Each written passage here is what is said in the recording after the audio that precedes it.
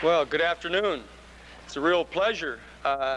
After the years of fighting in the trenches against the Contra supporters here in the U.S., it's finally time for the American people to find out who they are, what they've been doing, and what it is that's going to result in their going to federal prison.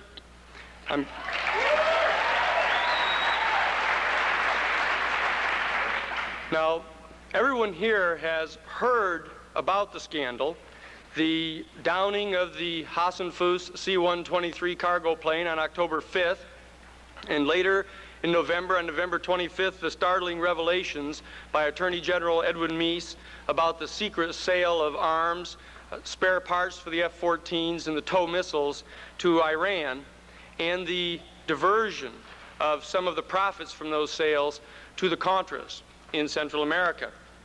We also know that as a result of those scandals, the legislative branch of our government has established two select committees, one in the United States Senate and one in the House of Representatives, to investigate the need for additional legislation and supervisory structures over the executive branch of our government.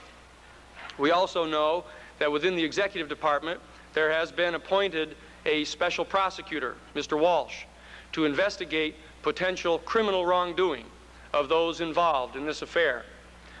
What is less known is that there is an investigation and prosecution going on in the judicial branch of our government. Since May of 1986, there has been on file a federal racketeering charge in the judicial branch in the federal court in Miami. This is the case that you may have read about Friday morning, where the United States District Court in Miami has thrown out all of the motions of the defendants to dismiss that case and has given us the authorization to proceed with federal subpoena power to investigate the criminal racketeering activities of these people.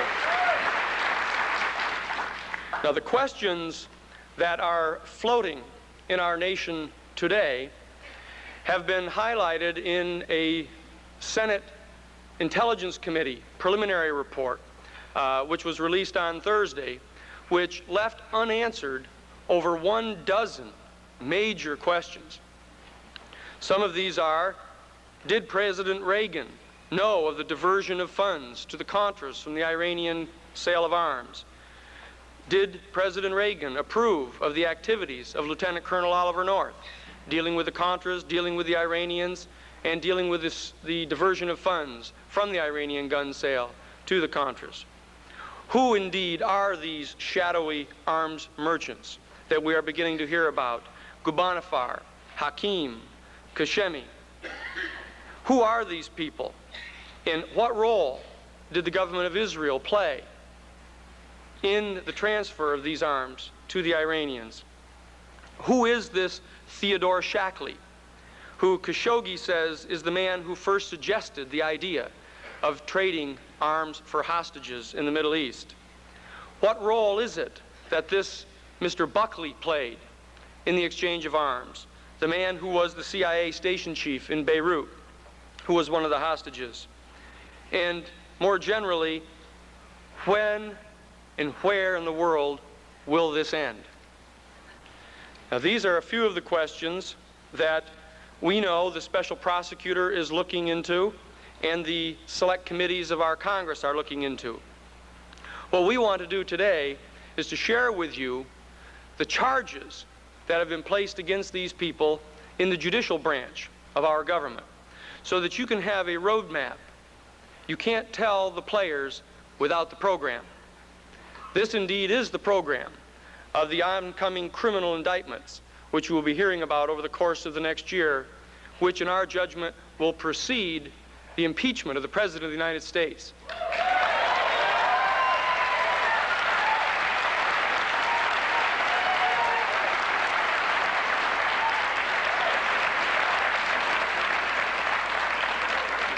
What we want to do first is to review briefly the history of our common experience that sets a context for these extraordinary hearings and investigations.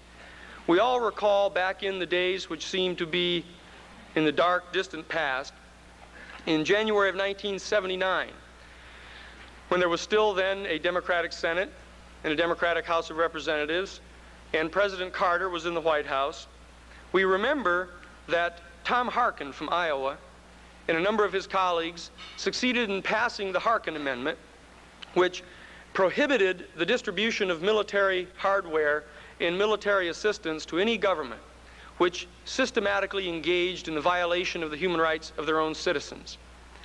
Under that resolution of Congress, signed into law by President Carter, in early 1979, there was a resolution cutting off all military aid to the dictatorial government of Anastasio Somoza in Nicaragua. This was taken up in accordance with the condemnation which spread across our world of that regime, resulting even in the United States Catholic Conference of Bishops formally condemning that government, declaring that it had no legitimacy, and indeed came as close as we have ever seen to expressly authorizing the rising up of a people against their government on the grounds of justification. After the passage of these resolutions cutting off all military aid to the Somoza government, a peculiar event began. Somehow, the flow of arms did not stop completely. What was discovered is that there was some secret source of funding and supply of arms to that dictatorship that was not stopped. After the Congress condemned it, after the President of the United States prohibited it, indeed even after Stansfield Turner, the director of the Central Intelligence Agency, had forbidden it. The flow of arms did not sustain that criminal government, however, and in July of 1979, Anastasio Somoza was forced to flee his country and fled to the Bahamas. And very soon thereafter, we began to hear rumors of some group of former Somoza generals setting themselves up in Honduras in mounting a war against the new Sandinista government of Nicaragua. The Sandinista government of Nicaragua was recognized across the world, indeed even by the United States government, which had for so long supported the dictatorship of Anastasio Somoza. However, there were other things that were capturing the attention of the American public. There were the hostages that were being held in Iran. Indeed, the hostages that became the Achilles heel of the Carter administration, the weakness, the vacillation demonstrated by the administration in the face of this type of humiliation of our country, led to the rise and the challenge of Ronald Reagan. Many of us said to then, who would have ever believed that Ronald Reagan could have been considered a serious candidate for the presidency of this country? But because of the vacillation, the lack of resolve, the lack of effectiveness that was being demonstrated by the Carter administration in the face of that humiliation, indeed, Ronald Reagan rose to the occasion and became the Republican nominee for president and was elected. Now, we all recall that peculiar scene, I think, back during the inauguration, on Inauguration Day, if we'll think back together, watching Ronald Reagan being sworn in and Carter going out, and at the same time, the bulletins flashing as the hostages in Iran were being released and being shipped out and put on planes and sent back. The strange relationship between the outgoing of one administration and the incoming of another in that terrible hostage crisis. But when the hostages had been returned and President Reagan had been sent to the White House, we began to hear immediately from the Reagan administration about this horrible Sandinista regime down in Central America, how they were a threat to our national security. The President came on and told us about how this rising communist government in Central America was only a couple days' drive from Harlingen, Texas. And each time he came on to talk to us about this, the distance decreased. Then became a day's drive. It was just a couple hours away. And indeed, When questions began to arise about this government down there, we began to hear about this so-called Contra force, this force of former Somoza generals, the men who led the torturing and the mass slaughter of their own citizens, who are now being talked about by the President of the United States as persons who were the moral equivalent of our founding fathers. We recall together, I believe, the early protestations of President Reagan that he had nothing to do with these Contras. He was in no way participating in supporting them, though he wished them well. And when the media and the American people failed to believe that and began to turn up evidence that, in fact, the Central Intelligence Agency had, since June of 1981, been providing military equipment and arms and explosives and training to these Contras, our president, who had been on television swearing to us that it wasn't true, then said, "Oh, you mean those Contras?" Yes, by the way, we have been giving them support, but let me give you my word, once again, that the only reason that we're supplying them, and the only extent to which we're supplying them, is to interdict the flow of guns and arms from the terrible communist government in Nicaragua to the rebels in El Salvador. When the American people failed to believe that, and the American journalist community failed to believe that, President Reagan assigned the Central Intelligence Agency to do an evaluation. Indeed, a man by the name of David McMichaels from the CIA was assigned to do that investigation, and when he concluded that there was no evidence of any sort of any shipment of arms going from Nicaragua to El Salvador, he was terminated. And then the president gave us his word once again that, oh yes, indeed, they had been doing more than just trying to interdict the arms. In fact, what he was trying to do was to apply pressure to the new Sandinista government to force them by military pressure from the Contras to live up to their promises made during the revolution against Somoza. All of those promises which you recall President Reagan supporting so much during his election. The hypocrisy of it was astonishing. So astonishing, indeed, that the American people didn't seem to remember that President Reagan had totally opposed the Sandinista. And now his protestations to try to make them live up to their promises rang hollow once again to the American public. Nothing demonstrated the falseness of his accusations so much as the revelation that the Central Intelligence Agency in the end of 1983 had been caught mining the harbors of Nicaragua, and indeed passing out manuals recommending that the Contras undertake political assassinations of the mayors, town clerks, and other functionaries within the civilian government of the Sandinista. That was too much for the American public, and they began to demand that all support for the Contras cease. That was the point at which President Reagan began to insist that it was essential to supply the Contras and to adopt them as our allies in order to stop the establishment of a Soviet military base in Central America. Now, we then saw the growing of a full-scale war going on in Central America. You recall the extraordinary comments of our president saying that in the midst of the thousands of people being slaughtered, the massive civil wars going on in Central America, that unless our Congress gave $100 million to these Contras, there was going to be major disruption in Central America.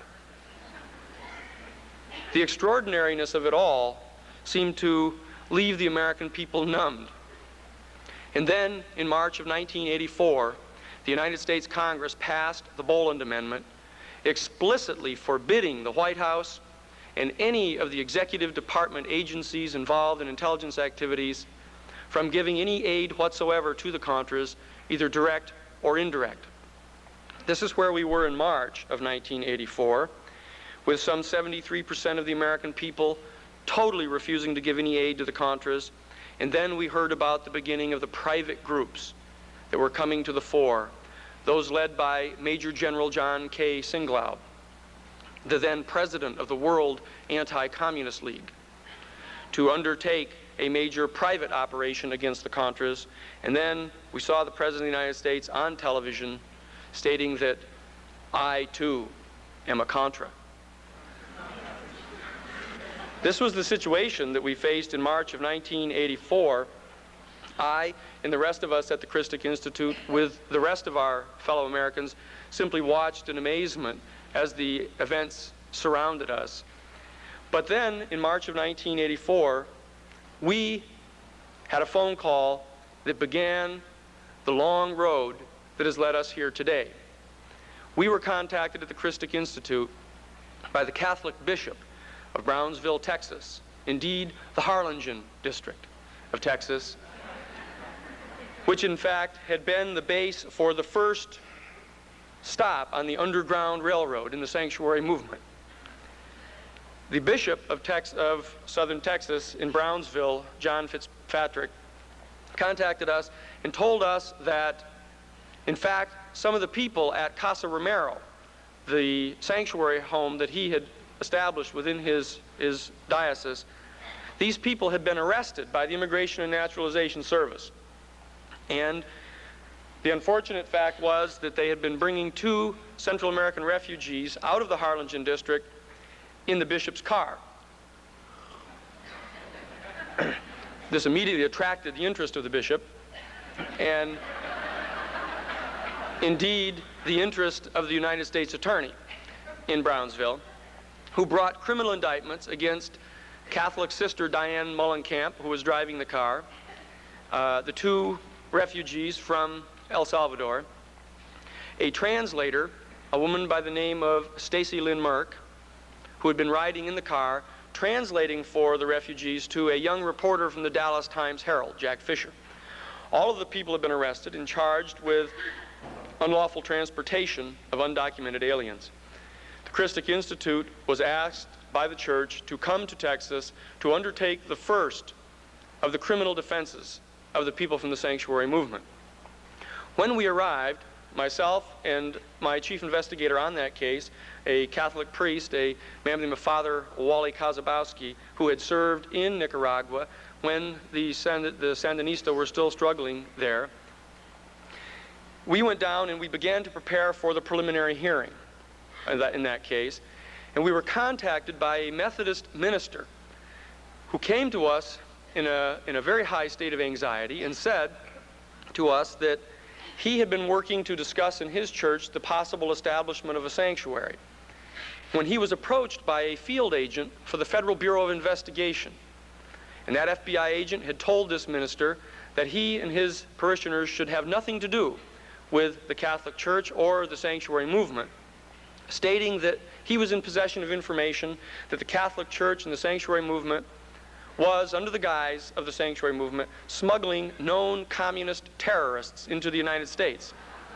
And that these known communist terrorists, in the event that our president was forced to undertake direct military action in Central America, either in El Salvador or Nicaragua, that these known communist terrorists were going to be organizing themselves into military cadres and launching military strikes against U.S. military bases, communication centers, and water resource systems. Now, this caused some distress to the Methodist minister, and after some consultation with the bishop's staff in the Harlingen district, he came to me and he said, look, I understand that you served as general counsel for the United States Jesuit headquarters, social ministry office in Washington, and I know that I can trust you and you will tell me if there's anything like this going on. Well, after Father Kazabowski and I picked ourselves up off the floor in hysterics, I had to become a bit serious, and I said to the minister, listen, Reverend, if that were going on, at least the Jesuits would know about it. And as their lawyer in the social ministry office, I would have been informed, and I had not been. And I was positive that it was not true. And I gave him our assurances that he could return to the discussions at his church without the anxiety with which he had come to us. Well, that was a kind of a humorous situation until approximately a week later, Father Kozabowski and I were contacted by yet a second minister who in another church had been discussing the possibility of sanctuary and had been approached by yet a different FBI agent and had been told exactly the same thing. Well, now that was much more serious.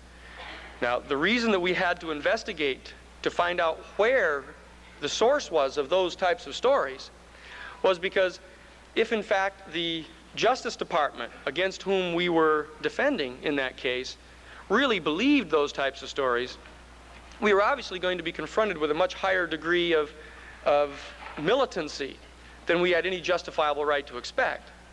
And so after the preliminary hearing, we returned to Washington, D.C., and I established contact with some investigative reporters and some former federal agents who are now private investigators that I had encountered in a number of my former incarnations as an attorney for the New York Times and NBC, and as an attorney in the office of F. Lee Bailey, that I had come to know a number of these people and knew they had very good sources, and I asked them to investigate for us as a favor to us if they would. They did, and I learned in the second week of April of 1984 that President Ronald Reagan, on the 6th of April of 1984, had signed a highly classified national security decision directive directing the initiation of a highly secret readiness exercise in the United States.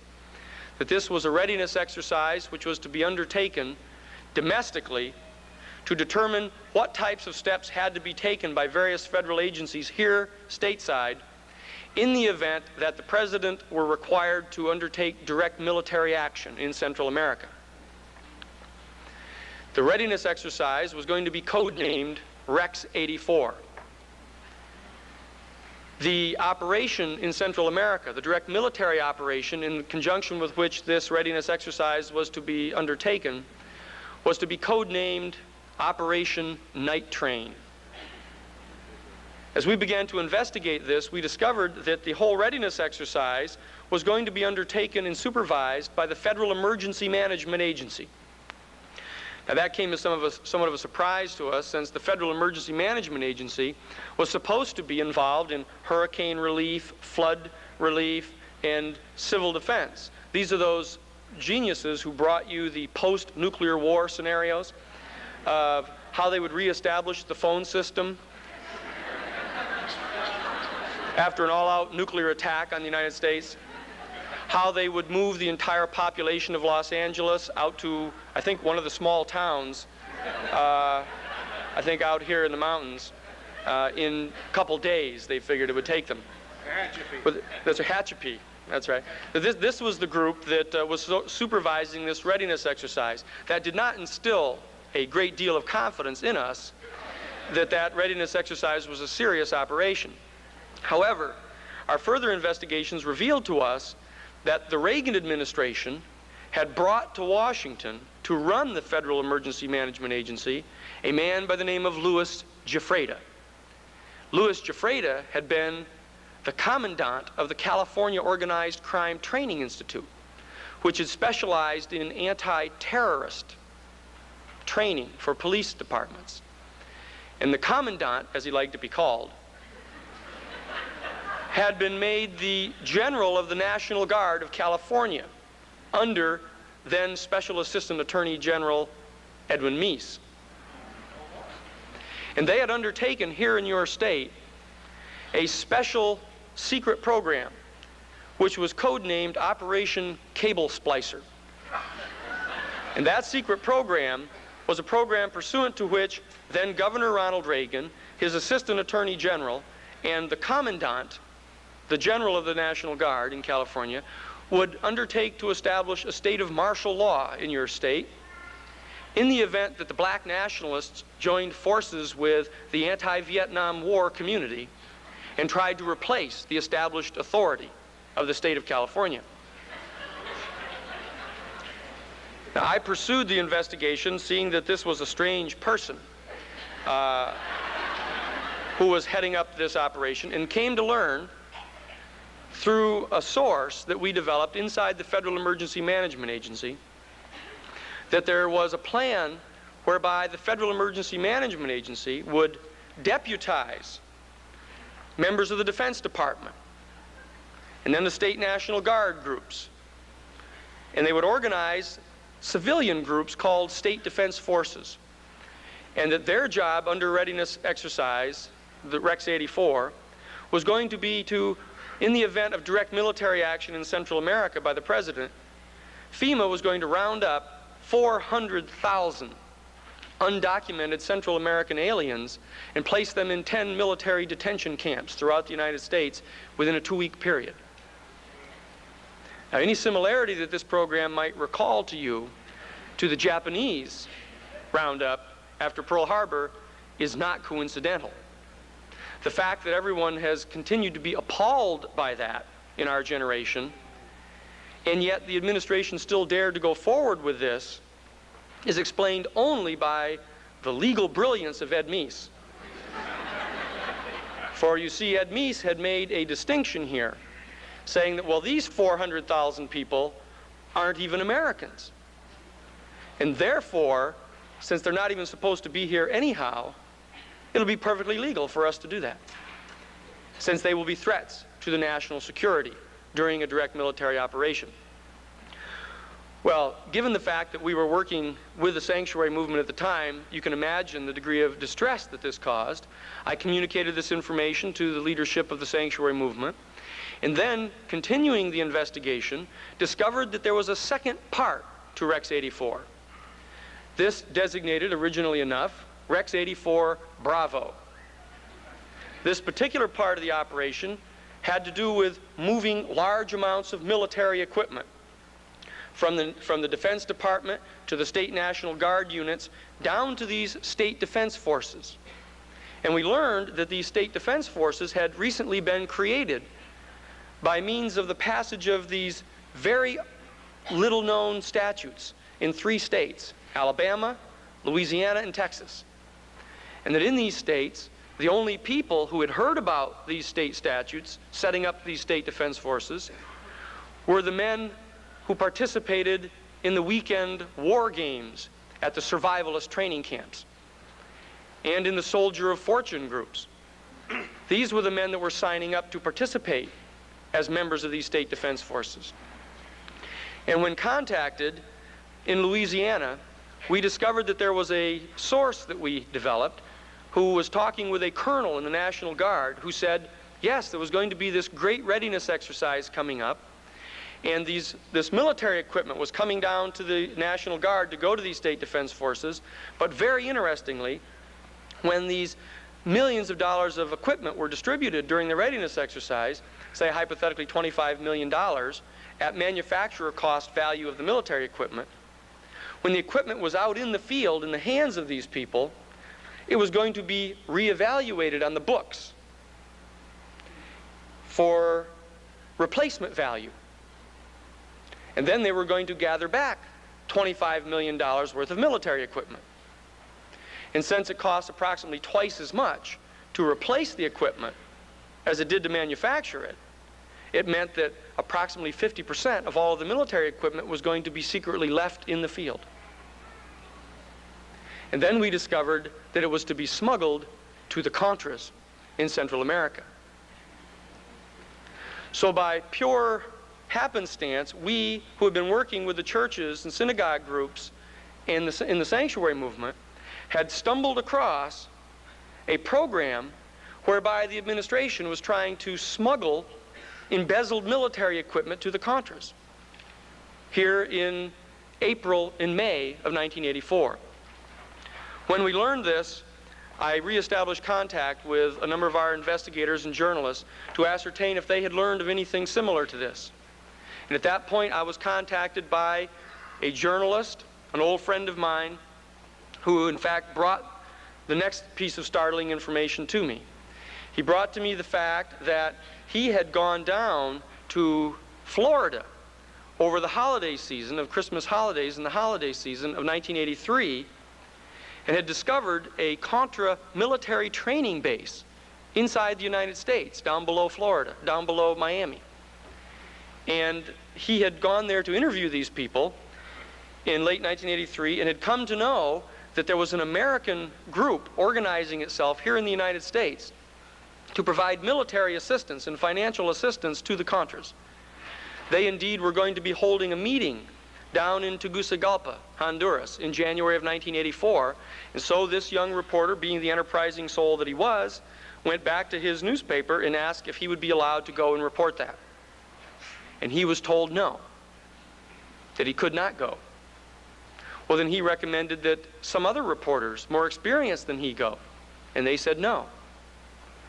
So he took a leave of absence from his paper and on his own nickel went down to Honduras and went to the hotel and went to the lobby of the hotel and bought a newspaper and put the newspaper up in front of him and sat around in the lobby and watched all of these guys coming and going in their Gucci camouflage suits, and they're trading their patches, comparing the length of their guns. They were engaged in this rather extraordinary convocation. And he simply sat there and watched all of these people. And finally, he started talking to a man who was sitting next to him and saying that, look, I'm a writer. I'm really interested in what's going on down here. And this man said, hey, well, look, I know all these guys. Why don't I show you around? Why don't I introduce you to all these people? And he did.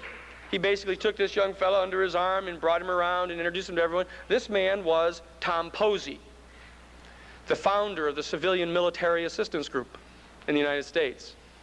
And lo and behold, this young journalist was ushered into the inner sanctums of the Civilian Military Assistance Group. Indeed, sat in on executive committee meetings of CMA and hadn't known what in the world he was supposed to do about what he was finding out about. Because he was learning about the National Guard in Alabama, the 20th Special Forces, declaring all kinds of arms surplus and giving them to the Civilian Military Assistance Group, who were then bringing them to Florida and flying them out to Ilopango Air Base.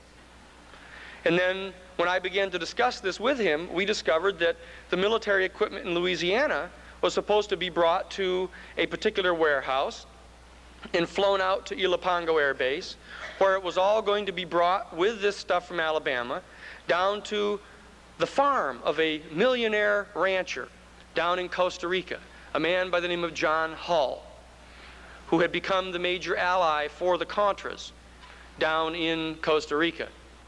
Well, we were quite distressed by this and felt that we should hurry up and find ourselves a client, since we are an organization that is tax exempt in a public interest organization like the American Civil Liberties Union or the NAACP. We're allowed to engage in fomenting litigation. That is, to go out and find a plaintiff, to file a lawsuit, to bring to the forum of our judicial branch of government major important public policy issues for resolution. So we began that quest there in the beginning of June of 1984. At that point, I had to go down to Texas to do the sanctuary trial. We went down, we did the trial, we won the thing on appeal, had all the charges dismissed against the sanctuary workers, and provided what we hoped was an important base of law. And at the conclusion of that trial, I returned to Washington and was contacted immediately by this young journalist.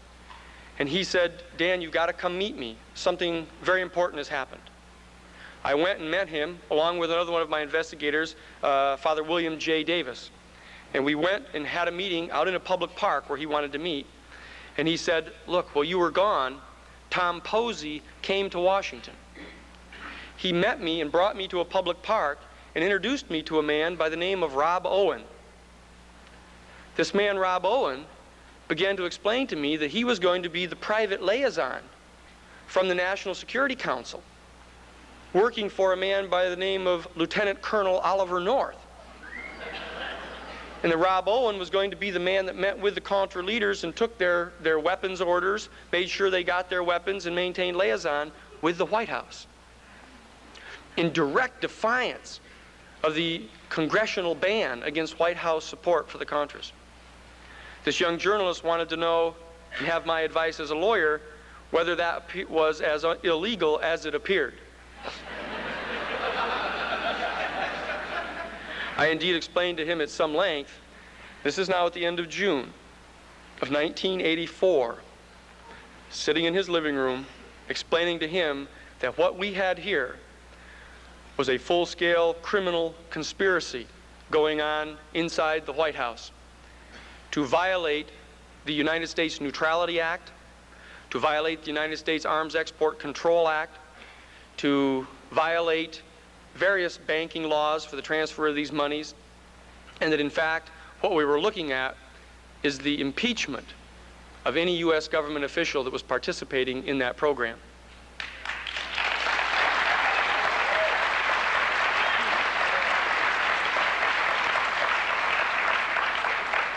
At that point, the young journalist brought his information to his board of editors, who looked at the information and told him that he would not be allowed to write any stories on that unless he could talk to someone who was directly involved and who made their statements under oath. Now, that's not something that a journalist usually encounters.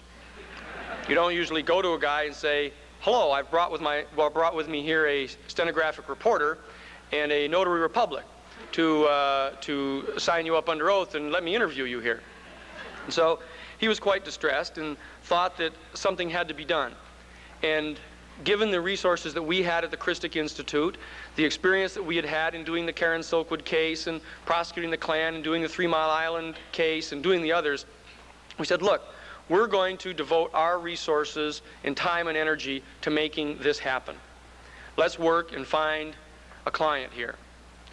And at that time, in the beginning of July of 1984, I had to fly down and we did the depositions of the Ku Klux Klan and Nazi Party people down in Greensboro, and the police department, the Alcohol, Tobacco, and Firearms Division went forward, prosecuted those people, won $500,000 and kicked them around and won that.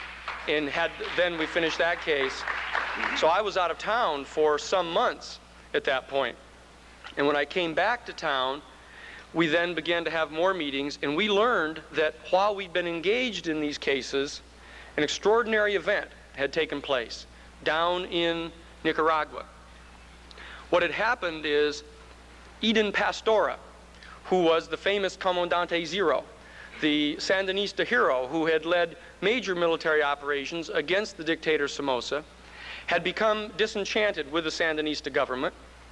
The Sandinista government, in response to the attacks and harassment by the Contras, had begun to take less and less popular positions on things, had shut down some of the media, had taken steps that made it very difficult for them to provide supplies to people in the stores. It was becoming more and more difficult for them. And Comandante Zero, Eden Pastora, had become disenchanted and had decided that he was going to leave Nicaragua, indeed was going to go south into Costa Rica, and was going to set up a new Contra group, an independent Contra group, not a Contra group working with the Somoza generals up in Honduras and working with the CIA that had been working under Bill Casey, but was going to set up an independent Contra force. But what had happened during the times we were doing the Sanctuary trial and the Greensboro trial had happened was that there had been major pressure applied to this group, ARDE, down in Costa Rica, and to Eden Pastora, to force them to come under the command of the Honduran military generals, or the actual military generals in Honduras that were the old Somoza generals. And in May of 1984, Eden Pastora had called a public press conference, and he was going to denounce the FDN, the major Contra movement, and the United States Central Intelligence Agency for attempting to co-opt and subvert his nationalistic Contra group. At that press conference held in the jungle camp of Eden Pastora on May 30th, Memorial Day of 1984, you can see the videotapes to this day as they came up the river into the jungle camp and the numerous journalists climbed out. You see among them a Danish journalist with a large aluminum camera case with a baseball cap on, walking with them, chatting merrily, into the building where the press conference was to be held. You see this man, Per Anker Hansen, move to the front of the room on the videotape and place his large aluminum camera case next to the table where Eden Pastora would hold his press conference. When Eden Pastora comes into the room and all of the journalists begin to surge to the front of the base camp room and the beginning of the press conference starts, you see a young woman, Maria, bring a cup of coffee to Comandante Zero and accidentally kick over the camera case, which falls on its side, and no one pays much attention. She gives him the coffee, and the press conference commences. What you then see is this alleged Danish journalist begin to skulk out of the room, moving across the side of the room on the videotape and out the door. And immediately thereafter, a deafening roar engulfs the building, destroying everyone in sight, killing 8 people immediately, killing 3 international journalists, including an American journalist, Linda Fraser, blowing off the arms and legs, blinding, tearing off the limbs of the journalists assembled. Indeed, 24 people were massively injured, and indeed, everyone would have been slaughtered by the bomb had it not been for the fortuitous event of it having been turned onto its side. Because the bomb was made, it turns out, of deadly C4 explosives, the types of explosives that are second only to nuclear devices in their explosive capacity, a thing which is very difficult to obtain unless you have intelligence contacts with the Central Intelligence Agency and other intelligence groups. In fact, what had happened, because it had been turned on its side, is that it blew the entire roof off the building and blew the entire floor out instead of laying waste to everyone laterally. Now, when the bulletins went out across Costa Rica that this had happened, one of the people listening at home on the radio was a young reporter by the name of Martha Honey. She was a young American reporter, but she reported for the Canadian Broadcast Corporation and reported for the London Sunday Times. Her husband had been at this press conference, Tony Avirgan. Tony Avirgan was the ABC television cameraman who had been assigned to go to the press conference to film the press conference. He had been devastated by the bomb, had torn out a portion of his side, had burnt the whole arms of his hand, had shrapnelled him in the face and chest, and he was in critical condition and flown out by helicopter from the hospital later to the U.S., where he underwent months of plastic surgery. Martha Honey, being the person that she is, insisted upon going to the United States Newspaper Guild and asked for a grant to look into who it was that perpetrated this horrendous bombing, to work with her fellow journalists to bring to justice these people. She began her investigation and had an extraordinary event occur. In early 1985, during her investigation, a young man by the name of Carlos Rojas Chinchilla, a young carpenter down in Costa Rica, was sitting at a restaurant and bar a couple blocks from the United States Embassy when in came 3 men. And one of them was left at the door and the other 2 left. And that man that was left at the door looked around and came over to Carlos and sat down and told him that he wanted him to help him, that he had to escape, that he was a participant in the terrorist bombing at Lepenka that murdered the people at the press conference, and that he was part of a terrorist band, an international band of Contras, who were now planning to blow up the United States Embassy, who were going to assassinate the United States ambassador to Costa Rica, Louis Tams, who were based on the ranch of a millionaire American rancher by the name of John Hull. That these had been the people indeed that had carried out the assassination of the journalists and were planning to kill the United States ambassador, to instigate a major event, to cause a provocation for the U.S. to blame the bombing of their embassy on the Sandinista government and to launch a military strike against that government.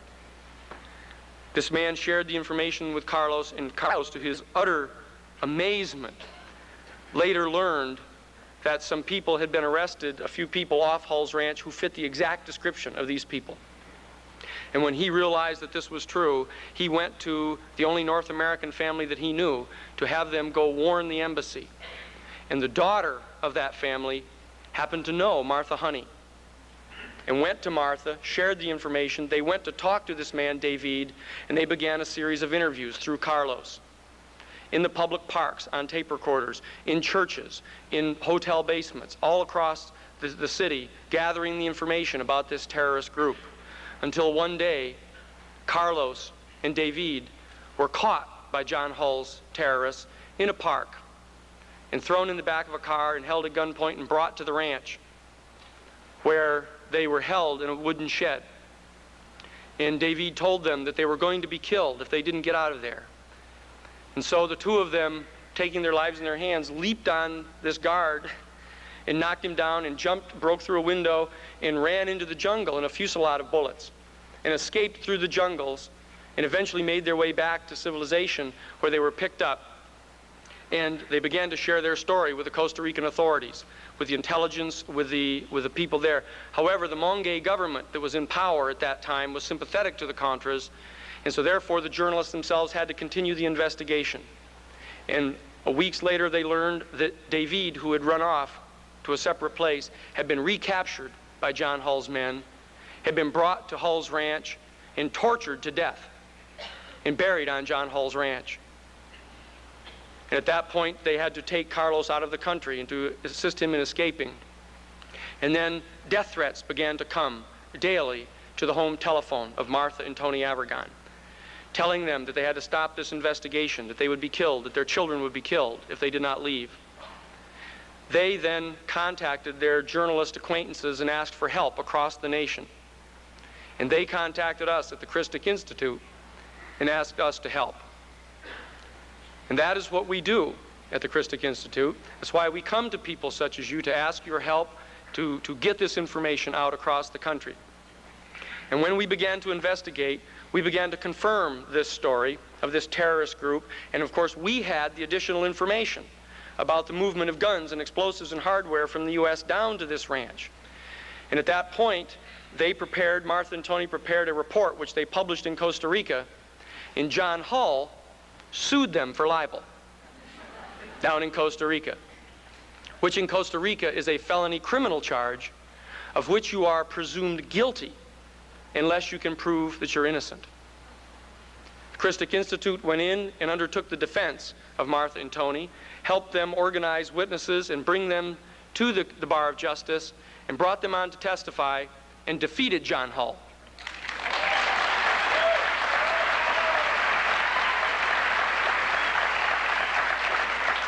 And very, very prophetically, John Hull, in a major frump at the end of the trial, stomped out of the courtroom and turned and said, "This isn't over yet." And little did he know how right he was. For we had resolved at that point to undertake a thorough investigation and prosecution of these people in the United States. What we learned from our investigation was that this terrorist band on John Hull's ranch, in addition to bringing in all the military equipment and training and dispensing the terrorists into Nicaragua, had in fact been funding their operation by the smuggling of hundreds of tons of cocaine in from Colombia, because they had virtual carte blanche to bring this military equipment from the U.S. down to the ranch through Ilopango. In fact, the U.S. government officials in the Reagan administration were turning a blind eye and a deaf ear to those shipments. And so they would move the planes down with the military equipment down through Ilopango into the Costa Rican ranch, load up with 600-pound loads of cocaine, and fly back into the United States, coming right back up the same channels that they had cleared through the radar to allow them to bring these guns to those who were the moral equivalent of our founding fathers. And as we began to research the statutes that were available, we discovered, much to our amazement, that there was this federal racketeering statute. There was, in fact, a federal criminal statute, the same one that they just prosecuted the 8 mob leaders in New York for. And at the very bottom of this statute, it said, by the way, if you run a business and your business has been injured by the activities of such a criminal enterprise, you can sue that criminal enterprise and recover 3 times your actual damages. And we began to interview people and discover that Tony Avirgan was in fact a private businessman. In fact, was a freelance cameraman who was hired by ABC to go and do the Lepenka press conference. And the bombing had destroyed all of his television equipment. His business had been injured.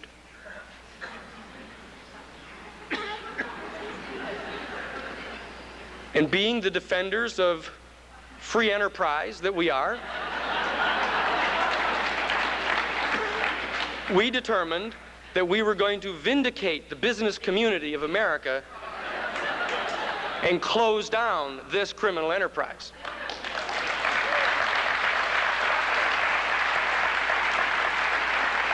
Now, all of this was preliminary to finding out the really important information in this case. Because once we had gotten hold of this federal criminal statute, we learned that when you undertake to prosecute a particular overt act of a criminal enterprise under the Racketeer Influenced Corrupt Organization Act, you can also sue all of the members who are participants in the more general criminal enterprise, of which that is just one overt act. And so we then turned our attention to the criminal enterprise itself, which of course was the federal criminal conspiracy to violate the United States Neutrality Act to mount a criminal war against the government of Nicaragua. And when we began to investigate who was participating in that enterprise, we had another fortuitous visit from a former military intelligence agent who came to us and he said, "Don't you realize who the people are that you're dealing with here?" Well, we didn't know whether to pretend to be very knowledgeable and therefore stupid, or to say like we always do, "No, we don't know much more than the American people know. What's the facts?" And he said, "I will tell you who they are, and when you undertake your investigation, you will discover what they are.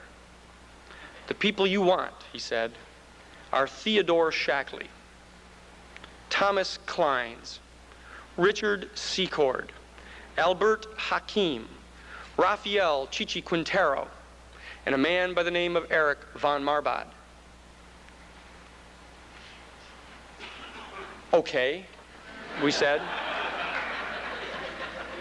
And we went out to find out who these people were.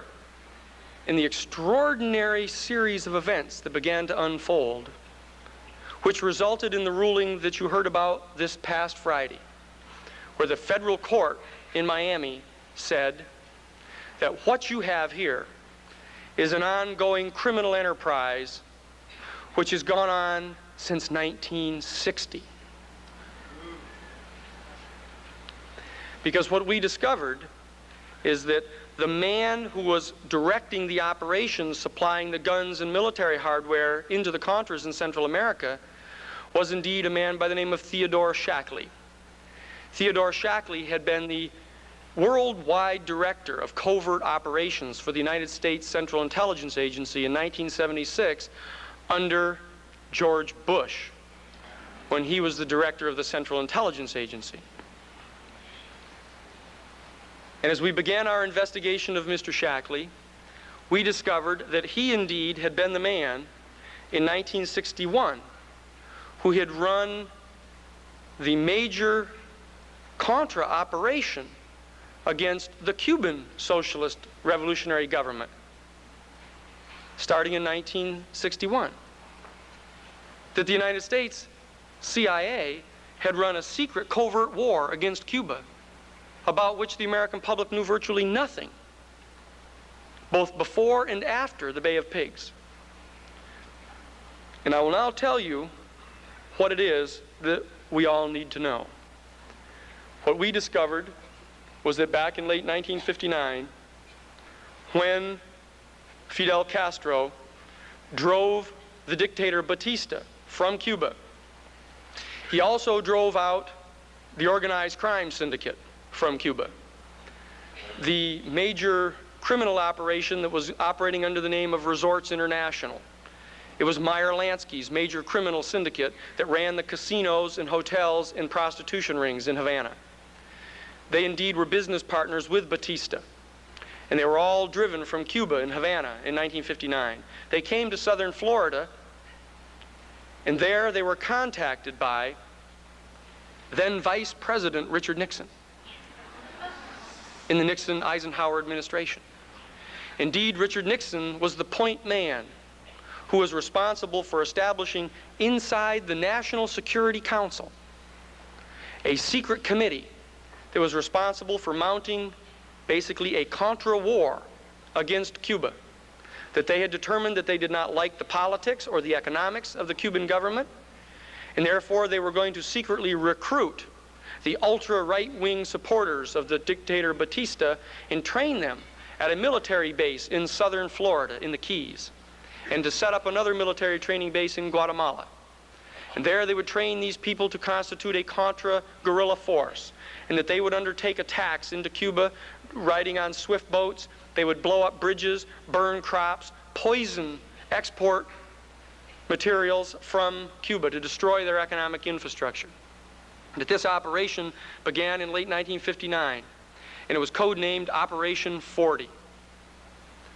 But not satisfied with that, then Vice President Richard Nixon received communications from a man by the name of Santo Trafficante.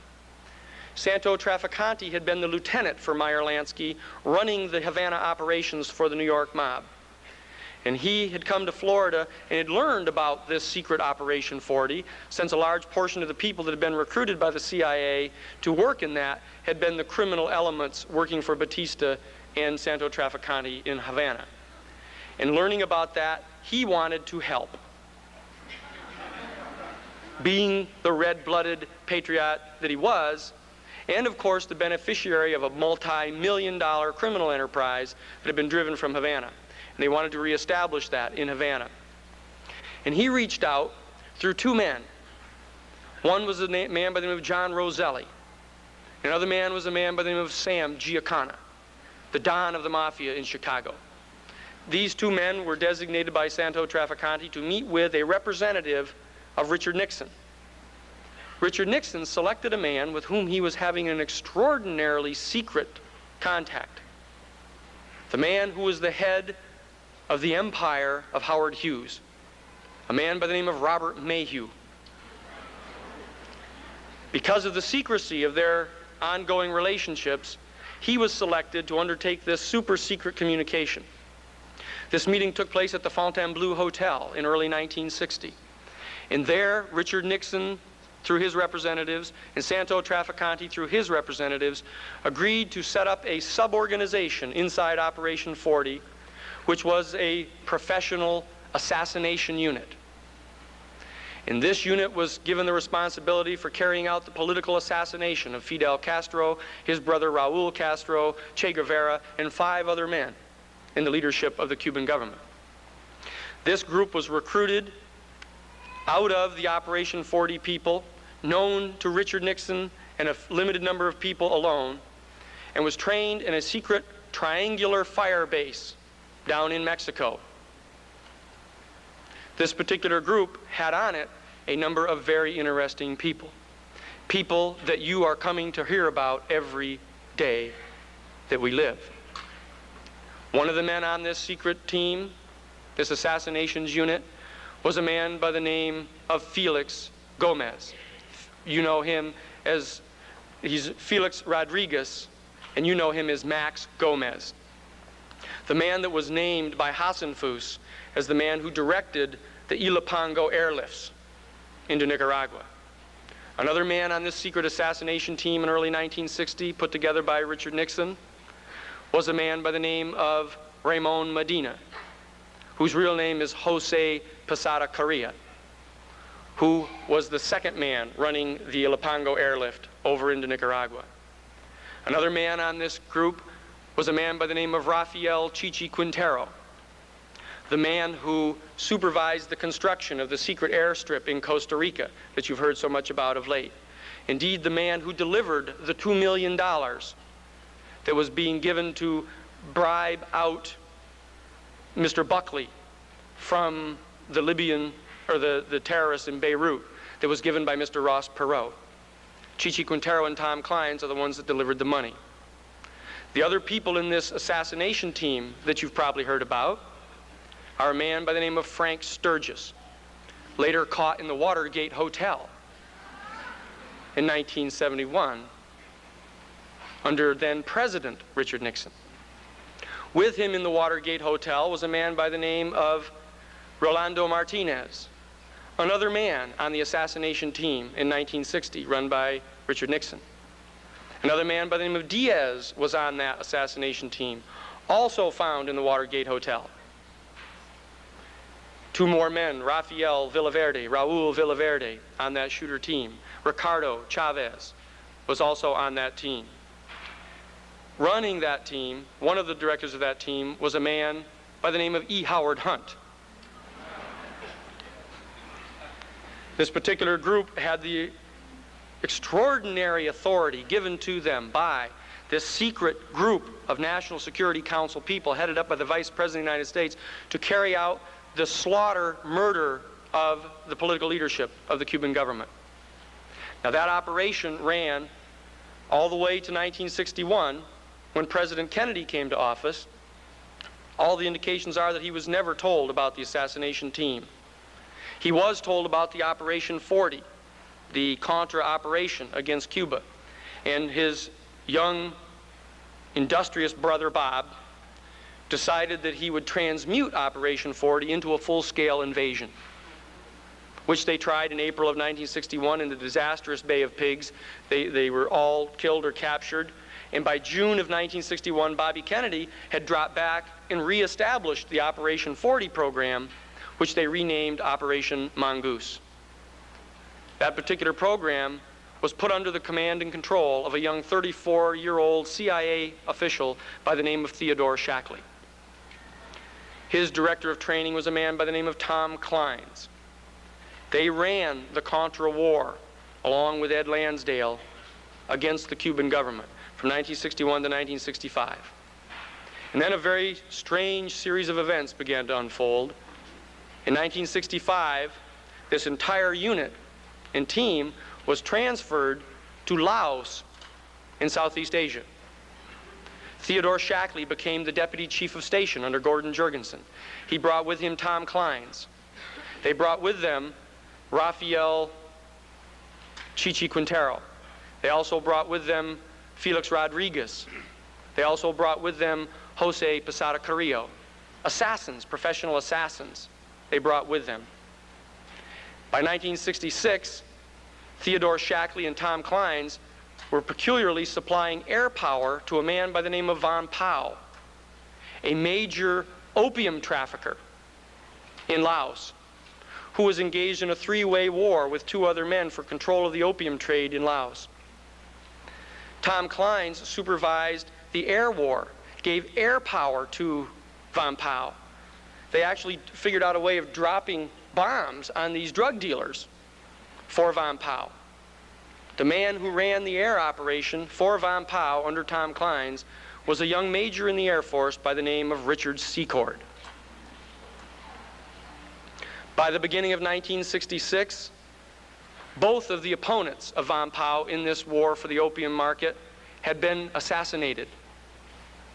And Von Pao was the undisputed controller of the opium trade in Laos. Very interestingly, he then, out of the largesse of his heart, decided that he would contribute an ongoing portion of the heroin income to finance the secret training of the Mao tribesmen, the Hmong, down in southern Laos. They were being trained by the same man who was the commander of the Guatemalan base for the Cubans. And they were sent out to carry out the covert assassination of suspected communist sympathizers throughout Laos, Thailand, and Cambodia.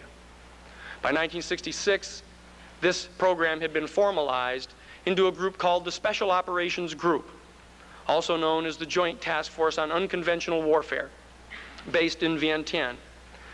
It was placed under the control of the military, even though it was in fact run by Theodore Shackley and Tom Kleins of the CIA. The man who was chosen as the military commander for that unit that supervised the Mayo tribesmen in the assassination program was Major General John K. Singlaub. The Deputy Air Wing Commander for the Special Operations Group became Richard Secord. In the end of December of 1968, a young Marine Corps recent graduate of the Naval Academy joined the Special Operation Group in Vientiane, a man by the name of Oliver North. One of the commanders of the Army Special Forces units in the Special Operations Group was a man by the name of Dewey Owen, the older brother of Rob Owen. This group functioned to supervise the political assassination of some 100,000 non-combatant civilians in Laos and Cambodia and Thailand, young mayors, bookkeepers, clerks, school teachers, to attempt to eliminate the infrastructure of that society for fear that it would fall into the hands of the communists. In 1968, Theodore Shackley became the chief of station in Laos, and a man by the name of Santo Traficante from southern Florida flew to Southeast Asia and met in a hotel in Saigon with Von Pao. And by the end of 1968, Santo Traficante had become the #1 importer and trafficker in China white heroin in the United States. The China white heroin began to flow, and the commensurate profits began to flow to Von Pao. And the size of the Mayo tribesman training group that was committing the assassinations began to burgeon accordingly. In 1969, Theodore Shackley was transferred to become the chief of station in Vietnam. And they established the now infamous Phoenix program that carried out the political assassination of some additional 60,000 non-combatant civilians, non-Viet Cong civilian operators in the country. He remained in that position until 1972, when Theodore Shackley and Tom Kleins were brought back to the United States and put in charge of Western Hemisphere operations for the agency. Now, since they don't do an awful lot in Canada, and they're doing less and less in the United States, that leaves you Central and Latin America. Tom Kleins and Theodore Shackley ran the Track 2 operation against Salvador Allende in Chile and supervised the political capture and assassination of his chief of staff, General Snyder, and eventually the assassination of Allende himself. And when that had been accomplished in September of 1973, Theodore Shackley was transferred to become the head of Far East operations for the CIA. Now at that point, we reach an extraordinarily important junction here, because Theodore Shackley and Tom Kleins and his cohorts had come to the conclusion that the waffling American democracy was not going to continue their effort in Vietnam. And they were not going to continue their effort against the communists. And so they began an extraordinary program by means of which they took more and more money from Von Pao's heroin funds, had them transferred into Vietnam under the auspices of having to carry out a more and more massive Phoenix program, but in fact brought more money in there than was necessary and began to embezzle this money from Von Pao's heroin sales in this black program and transfer the money secretly to a bank in Australia, the Nguyen Han Bank. Millions of dollars were transferred between 73 and 75 in an extraordinarily sophisticated program. What they did is they had Tom Kleins and Richard Secord load millions of dollars into suitcases and get on an airplane and fly to Australia and unload the money and put it in the bank accounts.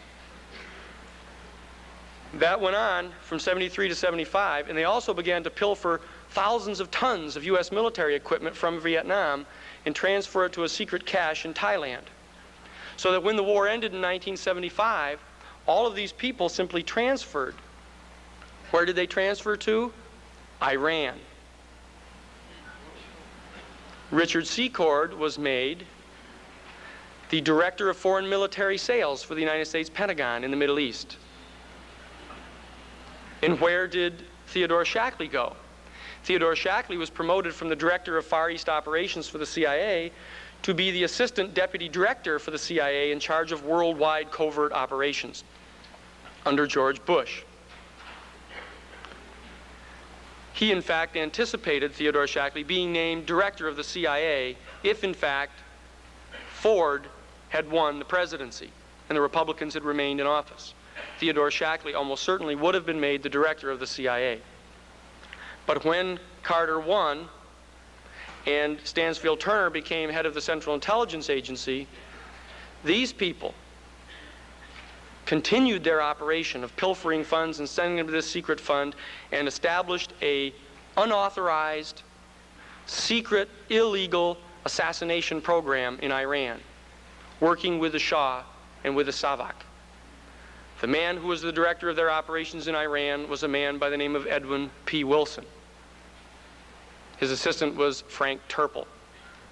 These people carried out the assassination of many opponents of the Shah in Iran between 1976 and 1978. Now, that operation generated a peculiar resistance on the part of the Central Intelligence Agency that had not authorized it, was not supervising it, and they began to dismiss people from the CIA who were in covert operations. You recall that history with President Carter moving the people out of covert ops of CIA. They began to put pressure on Theodore Shackley to get him to stop some of his operations. But the fact is that they did not stop him, that what he did is he formed a private company in which he joined as partners with Edwin Wilson, Richard Secord, and Eric von Marbod. They formed a company originally known as the International Research and Trade Corporation, which later became EATSCO, the Egyptian American Transport and Service Company. This company, through the good offices of Eric von Marbod, who had been the Assistant Secretary of Defense, filtered to that company all of the contracts to ship all of the weapons to Egypt in the Camp David Accords. And they began to make hundreds of millions of dollars in that company. And when it was discovered that Edwin P. Wilson was selling C4 explosives to Gaddafi, and Assistant United States Attorney Larry Barcella insisted upon indicting him, Larry Barcella began to investigate Shackley, Kleins, Secord, von Marbod. But he was told to stop. And his indictments were insisted upon being restricted to simply Edwin Wilson and Frank Turple. And that was a terrible mistake, as it turns out, because what happened is Shackley was, while they were thinking of indicting him, a decision was made to just tell him to resign, he and Tom Kleins from the CIA. Who was it that made that decision? The deputy director for operations of the CIA at the time, Frank Carlucci.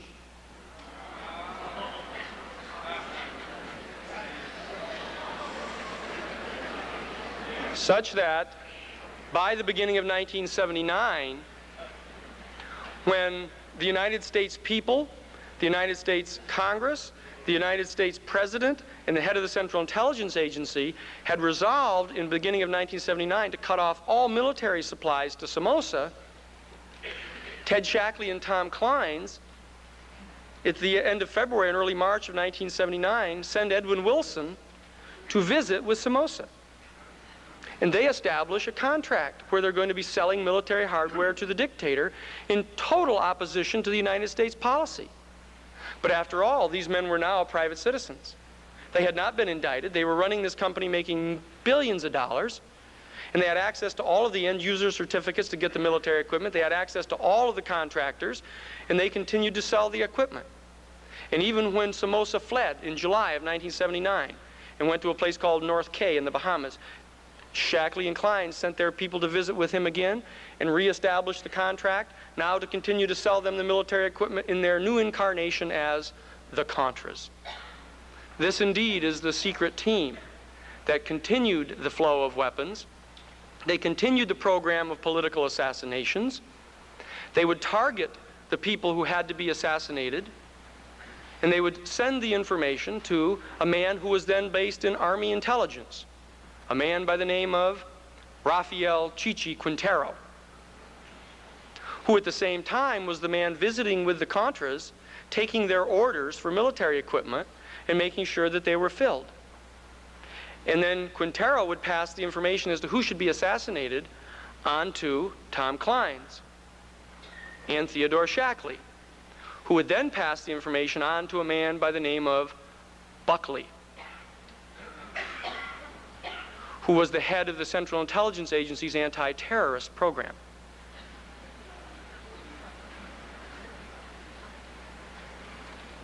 This operation continued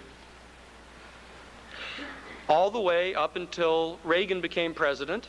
When Reagan became president in January of 1981, a series of interesting conversations began to take place in the White House, chaired by then Chief of Staff Ed Meese, along with Vice President Bush, President Reagan, Director of the CIA, Bill Casey, and the first National Security Advisor, Richard Allen. And by June of 1981, they had resolved that they would take over from the secret team the supplying of the military hardware and the weapons and the training. And they resolved in a June 1981 National Security Decision Directive that they would assign a man by the name of Victor M. Canestraro from the CIA to head up and take over the operation that had been run by Chichi Quintero.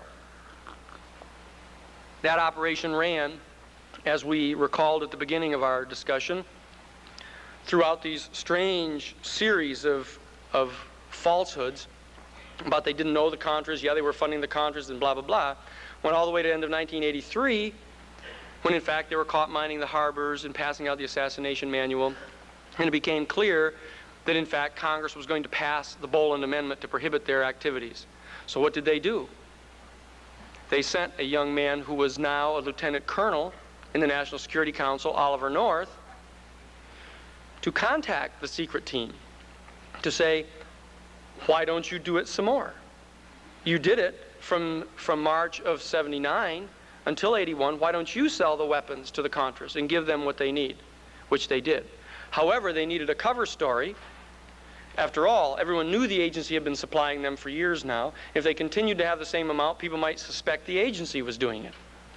So what they decided to do was to have a cover story, so they sent Oliver North to Gray and Company, a public relations firm of spooks in Washington, who a vice president of at that time, we understand, was a man by the name of John Tower.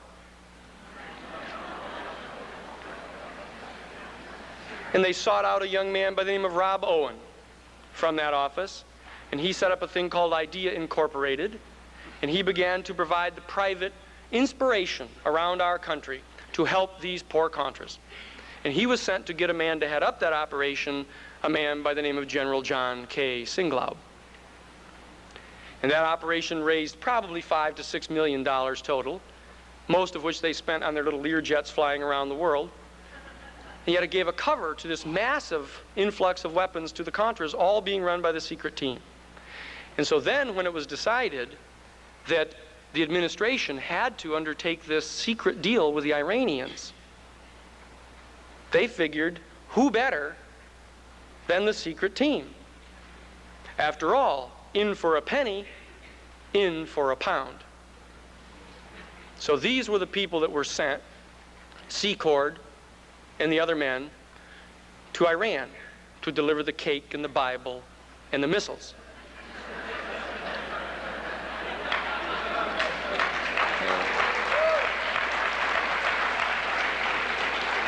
Now, a series of puzzling questions remain, however, because why is it the administration was not so distressed earlier when they were holding all of the hostages?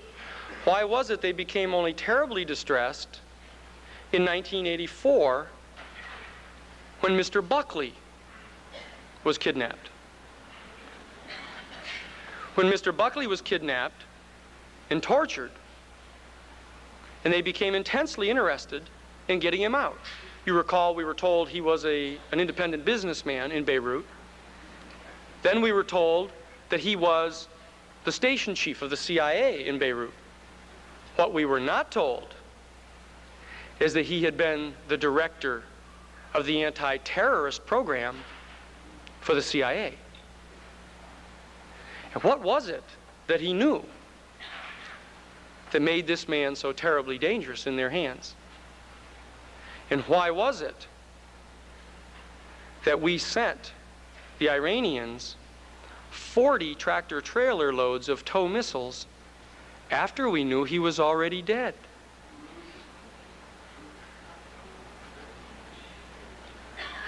What do you think it was he told them that was worth all that? And why was it that the Iranians sent a man by the name of Ghubbanifar to establish contact to see if they could get the weapons in exchange for something? And who did Mr. Ghubbanifar go to? Oliver North? Poindexter? Bud McFarlane? No. He went to Theodore Shackley. Ghubbanifar, in November of 1984, met with Theodore Shackley in Hamburg and decided that this was so serious, something had to be paid to these people. And who were the people? Were they moderates in the Iranian government?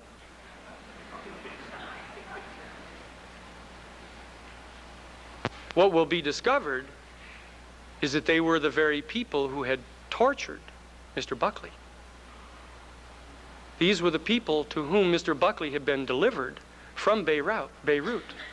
He, in fact, was taken from Beirut to Tehran, was tortured to death in Tehran on videotape. What was it that he told them that made it worth paying all of that hush money? The fact of the matter is that because of this secret team that has been functioning in the bowels of our government for 25 years, the United States has not been humiliated. We have been blackmailed. And who is it that doesn't know what we have been doing? Is it the Russians? Do you think it's the Cubans? Is it the Nicaraguans? It is you, and it is me. It is the American people that these people fear. Because of the program of assassinations, the horrible, dark secrets that they know, of the source of their funding from the largest shipments of heroin into our country for the past 20 years, to the influx of over 1 ton of cocaine per week coming in through a shrimp company down in Miami owned by Francisco Paco Chanes that has been financing these black covert operations. So the questions that are floating are not indeed the right questions. Should we be asking ourselves the questions, do you think that Donald Reagan should resign?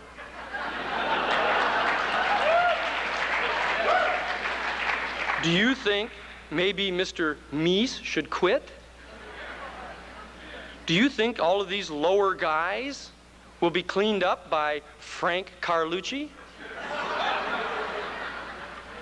Do you think these were a group of subordinates acting without authority within the White House?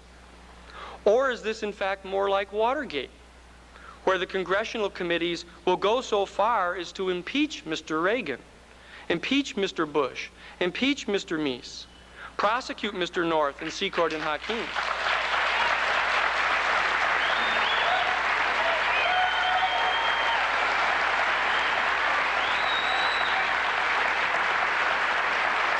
Because let me say to you, if in fact that is all that happens, we will be dealing with a small cancerous nodule on the nose of the president. Whereas in fact, what we are dealing with is a cancer deep in the chest of our body politic.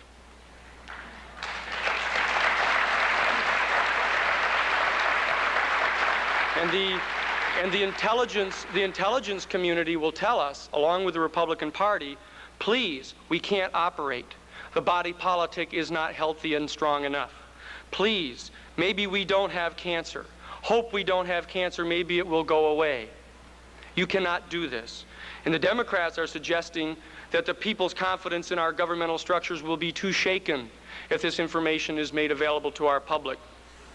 The fact of the matter is, these are the people who have never had confidence in the structures of our constitutional government, have never obeyed the American people, have never had confidence in the United States Congress. These are the people who have been dealing in the back alleys and in the underworld for 25 years. Will we listen to those people when they say, please, our body politic is not strong enough to survive the operation? No, we won't. The fact is that this operation will be undertaken. Our body politic is healthy. Our body politic will rid itself of this cancer.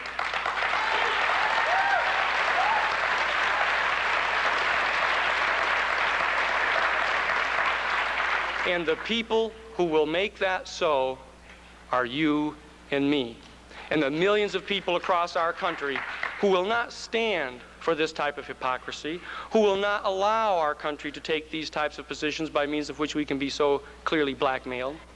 This will be put to a stop. It will be put to a stop now, and we will not be allowed to just face these minor questions. We will do this work. The Christic Institute has the federal case that has now been endorsed by the federal court system. We now have federal subpoena power. We know that this group is not, in fact, the moral equivalent of our founding fathers. They are indeed the moral equivalent of the mafia, and they will be treated as such.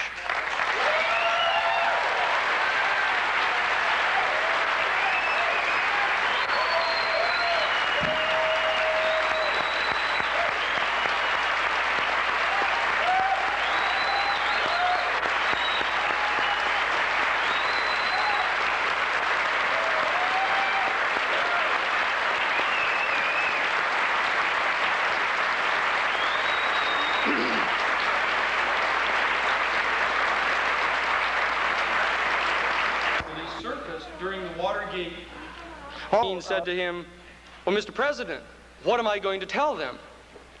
And he said, tell them all the Mexican stuff will come out. And John Dean didn't know what that meant. And he later was asked what that meant. And they asked this question of a number of people during the Watergate hearing. And one of the men they asked that of was Mr. Haldeman. And they said, Mr. Haldeman, what was it that President Nixon was talking about when he said all the Mexican stuff would come out? And Mr. Haldeman said, oh, they were talking about the assassination of President John Kennedy. At which point everyone looked at each other in the room and said, what the hell was that? And went on to a new subject. And it's a very strange issue, one that has haunted us ever since 1963, when all the music died. And what we face in this case is the possibility of rekindling that music, of getting back to some of those issues, of delving into those people, because I'll just say this in closing on this point. When Richard Sprague was appointed to be the general counsel for the Select Committee on Assassination Investigation for the House of Representatives, and he was investigating the assassination of President John Kennedy, he was doing some investigation that led him to issue a subpoena to John Roselli. John Roselli, you will remember, is one of the two men who met with Robert Mayhew back in January or so of 1961 or 1960 to set up this assassination team. In the very week that he was subpoenaed, John Roselli was found wrapped in chain and sunk in a barrel in Biscayne Bay. And because of the fear that they had, Mr. Sprague then sent 3 FBI agents to protect Sam Giancana, who had been the other man in the meeting, before he issued a subpoena to him. He did issue a subpoena to him, and with 3 FBI agents in the house, on Thursday morning, before the Monday that Sam Giancana was to testify before the Select Committee on Assassinations, one of the FBI agents left to go get a pack of Camels, one went to the bathroom, one was out getting some fruit for the cereal, and someone entered the house and killed Sam Giancana in his breakfast and left without a touch. And Richard Sprague was immediately fired as general counsel for the Select Committee on Assassinations. G. Robert Blakey was appointed. He said, that's enough, no more investigations, and filed a final report, which you can read, which says there appears to be some circumstantial evidence that President Kennedy may have been assassinated by a conspiracy group. And the main suspects are certain elements of organized crime and Cubans. What he didn't say, which is true, is that the suspected elements of organized crime were Santo Trafficante, and that the Cubans were the Cubans who were inside the shooter team for Operation 40. The second question was, when did all this shadowy world begin? This peculiar blending between the civilian and the military? I would say that it actually began in 1947 with the passage of the National Security Act, the establishment of the Central Intelligence Agency, the establishment of this entire covert world. In the first meeting of the National Security Agency, they passed a resolution, I think called the 5214 resolution, and it authorized the Central Intelligence Agency to gather intelligence data, to correlate intelligence data, and to perform any other functions from time to time as were designated by the National Security Agency. That is the resolution pursuant to which the CIA has taken it unto itself to believe that it has the authority to carry out covert operations such as these assassinations. The major fear now amidst the Central Intelligence Agency officials is that all covert action capacity will be taken away from the Central Intelligence Agency and assigned to a Special Assistant Secretary of Defense for Special Operations. That is the way it shakes down in Washington, and all that that will do is get rid of this strange blending of the civilian and the military and put it under the control of the military. But in the final analysis, we at the Christic Institute do not personally believe that Oliver North was a bad soldier. Oliver North was a good soldier.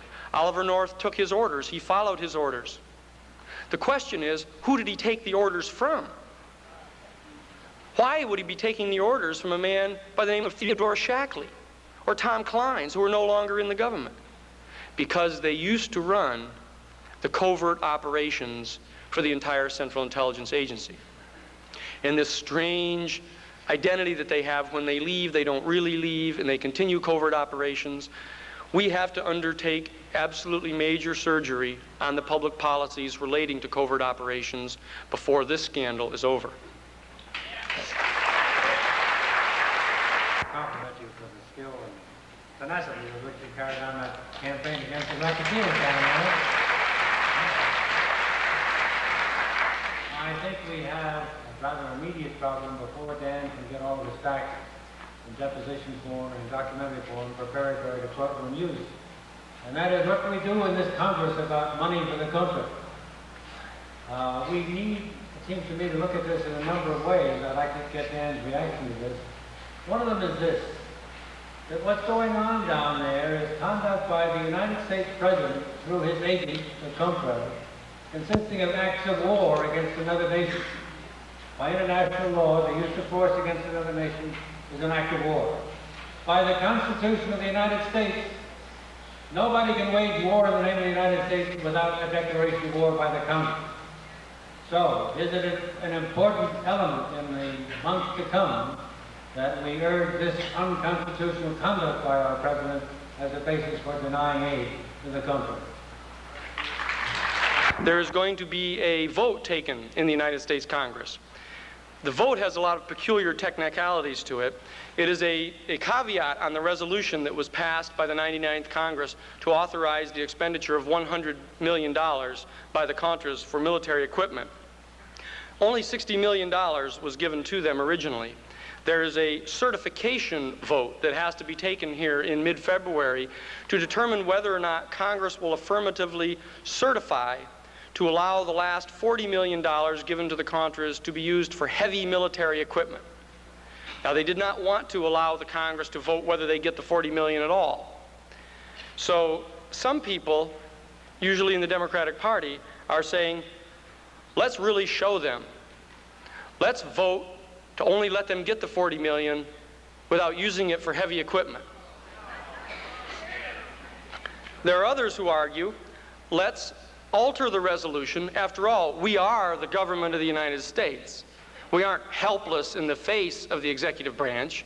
And all we have to do is say that on the basis of newly discovered evidence, we're going to alter the vote here in February to eliminate the last $40 million and make them give back the original $60 million.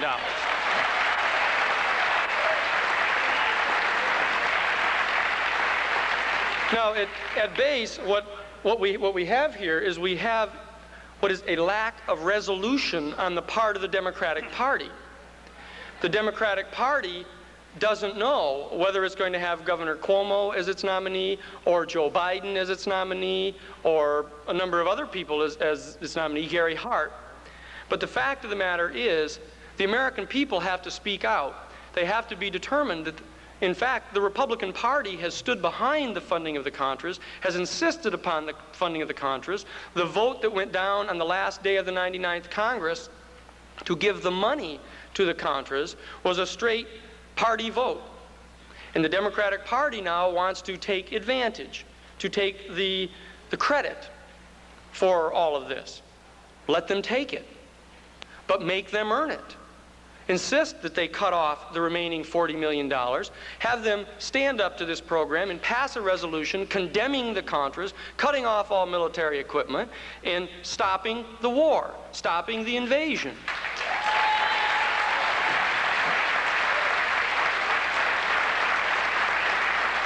Now, the fact of the matter is that the Congress of the United States is capable of doing anything it wants to do. But it doesn't want to do this. And you have to insist that they do this. You and your friends and your family and your neighbors, all of the people you went to school with, that we can't do it out of just an office at the Christic Institute with 15 people in Washington, D.C. That it has to be magnified all across the country. We now have 55 national organizations that have joined with us, church and synagogue groups and labor groups and women's groups across the country, to get this word out to their constituents, to make the Congress stand up and face this issue, cut off this money, and once again return our country under democratic legal processes.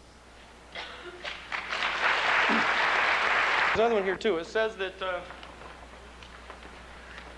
this one said that during the Karen Silkwood case a few years ago, your staff uncovered a private training academy in Florida that was involved with the killing of Karen Silkwood. Does this have any connection to this case? That particular place was called the National Intelligence Academy down in Fort Lauderdale, Florida. It is where, in fact, the people were trained and equipped who were behind Karen Silkwood that night on the road. A man now that we can tell you was a man by the name of Harold Behrens, a man by the name of Larry O'Brien, and a man by the name of David McBride. These were the people who were trained in a group called the Law Enforcement Intelligence Unit, a private fraternity of law enforcement officers who are secretly trained and equipped at the place called the National Intelligence Academy down in Fort Lauderdale, Florida, the same place where they trained the DINA, the secret political police from Chile, the same place where they equip and train the Bureau of Special Services from South Africa, the same place where they train and equip the SAVAK, the secret political police of the Shah of Iran. That this place has been engaged in this type of training for many years. I will tell you this, that the fact is that the equipment that was used to kill Chilean Ambassador Orlando Letelier on the streets of Washington, D.C., came from the National Intelligence Academy in Fort Lauderdale, Florida, from Audio Intelligence Devices, which shares the same building with them. It was a Hound Dog bumper beeper that was used to detonate the explosives in the car.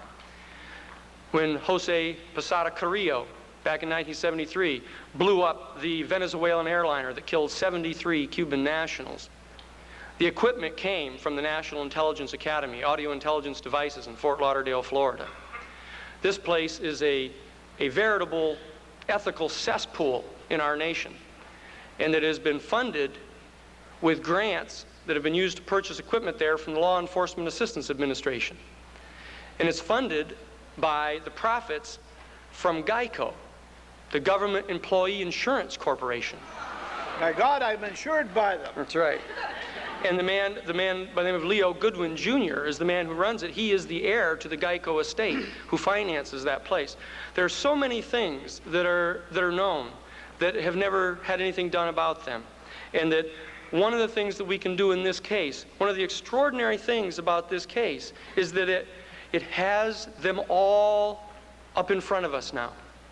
They're now in front of us, these people, and they can be brought to justice. Now, this other question is, what is the connection between this secret group and the assassination of Martin Luther King? I know of none. I simply know of no connection at all at this point in time.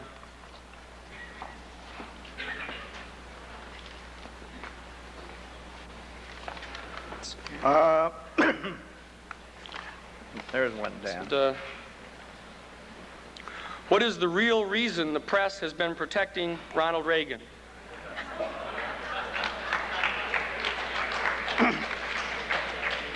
It's an extremely interesting question, actually, that has been discussed a lot of late. Is, you know, how could it be possible for a man to have been so much like he is, and for them not to be talking about it and writing about it all the time? You know, I knew it during the very first Super Bowl when President Reagan was president, and he came on during the halftime, I remember, and he was interviewed by the fellow from NBC, and he said, Mr. President, you used to be an announcer, didn't you? A radio announcer that was a sports announcer. He said, well, yes, I was, he said. In fact, he said, I had my audition was when I had to sit there, he said, and recount a game and see how well I did. So what I did, he said, is I went back to a game in which I actually played. He said, and I was giving all the names and how we made these blocks, and we ran for a touchdown and made it. He said, of course, in real life, we didn't run for a touchdown. And everybody went, ha, ha, ha. Isn't that strange that he would have told a story like that? And he followed up with another story saying how he recalled one time, and how he was able to do this audition was that he used to broadcast baseball games, and he used to get the ticker tape, and he used to broadcast like he was right there. And all they really had was, you know, that the ball went from number 1 to number 3 to number 4, whatever it was, how they number the players, and that's all he knew about the play. And he used to go, well, it's a hot grounder, goes to the shortstop, goes to the second base, it's a double play, goes to first base, he got a double play. And he said, one time I was doing this and the ticker tape stopped. And so I just went right along and kept on making up things. And never missed a beat. At which point the NBC man laughed and he said, oh, good for you, Mr. President. And now we're living with it. You see.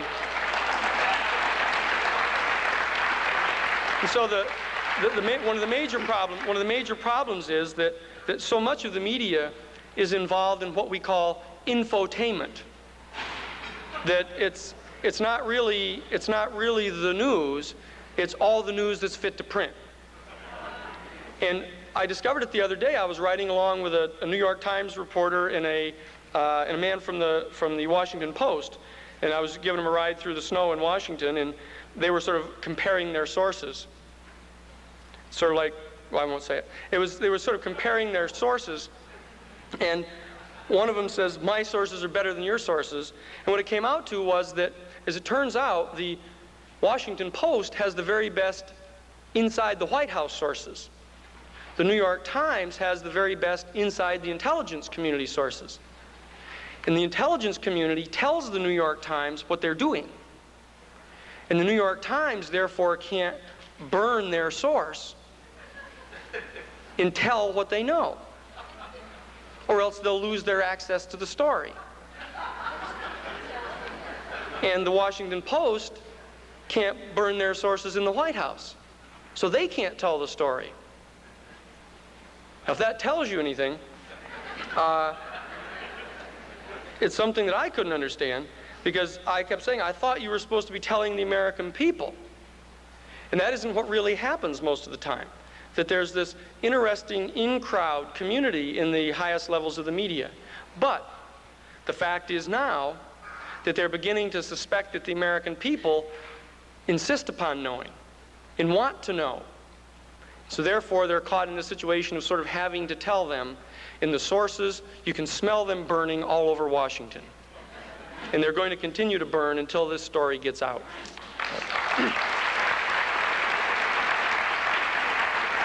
People, it's, as far as we can tell at this stage, the Israeli government was merely doing what they were asked by an ally. The highest levels of the U.S. government, once they decided that they were going to undertake this exchange of arms with Iran, contacted Israel, discussed this with them, and initially utilized a covert method of moving the arms to Iran. What they would do is have the Israeli government move a bunch of the American arms that had been given to Israel up to Iran, with the assurance that the U.S. would then resupply Israel with an equal number of those arms. So the U.S. government did that to sort of conceal the direct participation of the U.S. in the activity. You'll recall that embarrassing November press conference in which President Reagan had specifically stated that there were no other countries involved in this, which story held up for, I think, 20 minutes. At which point they had to send a little memo back out to all the media people saying, excuse me, there was one country, it was Israel. And then they tried the trial balloon that, well, Israel did it, and we didn't, which lasted, I think, even less time, because the foreign minister for Israel then decided that it was time to talk about it, and got up on international cameras, told them what had been done, and that the U.S. government had specifically asked them as an ally to do this, and they had done it. So as far as we can tell, that's all that really was involved, is they were doing something that an ally asked them to do, and as far as they knew, there was nothing illegal about it for them to participate. Now, there's a couple of the questions that ask for sources. Could you please cite your source to substantiate the Buckley peg as the key explanation of the Reagan-Iran initiative exchange? The fact of the matter is that we are in the process right now of obtaining certain tapes and direct documentary proof of these details. We have talked to people who have listened to the tapes, have taken notes on the tapes, and have assured us that we can have them. And I've discussed those with them. And we, in fact, have shared this information with the Special Prosecutor's Office and are awaiting those very specific pieces of information now. It obviously would not be appropriate at this time to tell you who the source was, for fear I'd never see that person again. But you will, at the minute we get those things and have given them over to the Special Prosecutor, you can be sure that we'll make those available to the public. How about contributions to the Christic Institute? Oh yes, how about contributions to the Christic Institute? The Christic Institute, well, we should give you a note on this. The Christic Institute is in Washington, D.C., that we are a public interest law firm that can survive only with the contributions. That's the only way our investigation can go forward. They're all tax deductible, that you can send them to the Christic Institute. The address is 1324 North Capitol Street in Washington, D.C., 1324 North Capitol, Washington, D.C., and the zip there is 20002.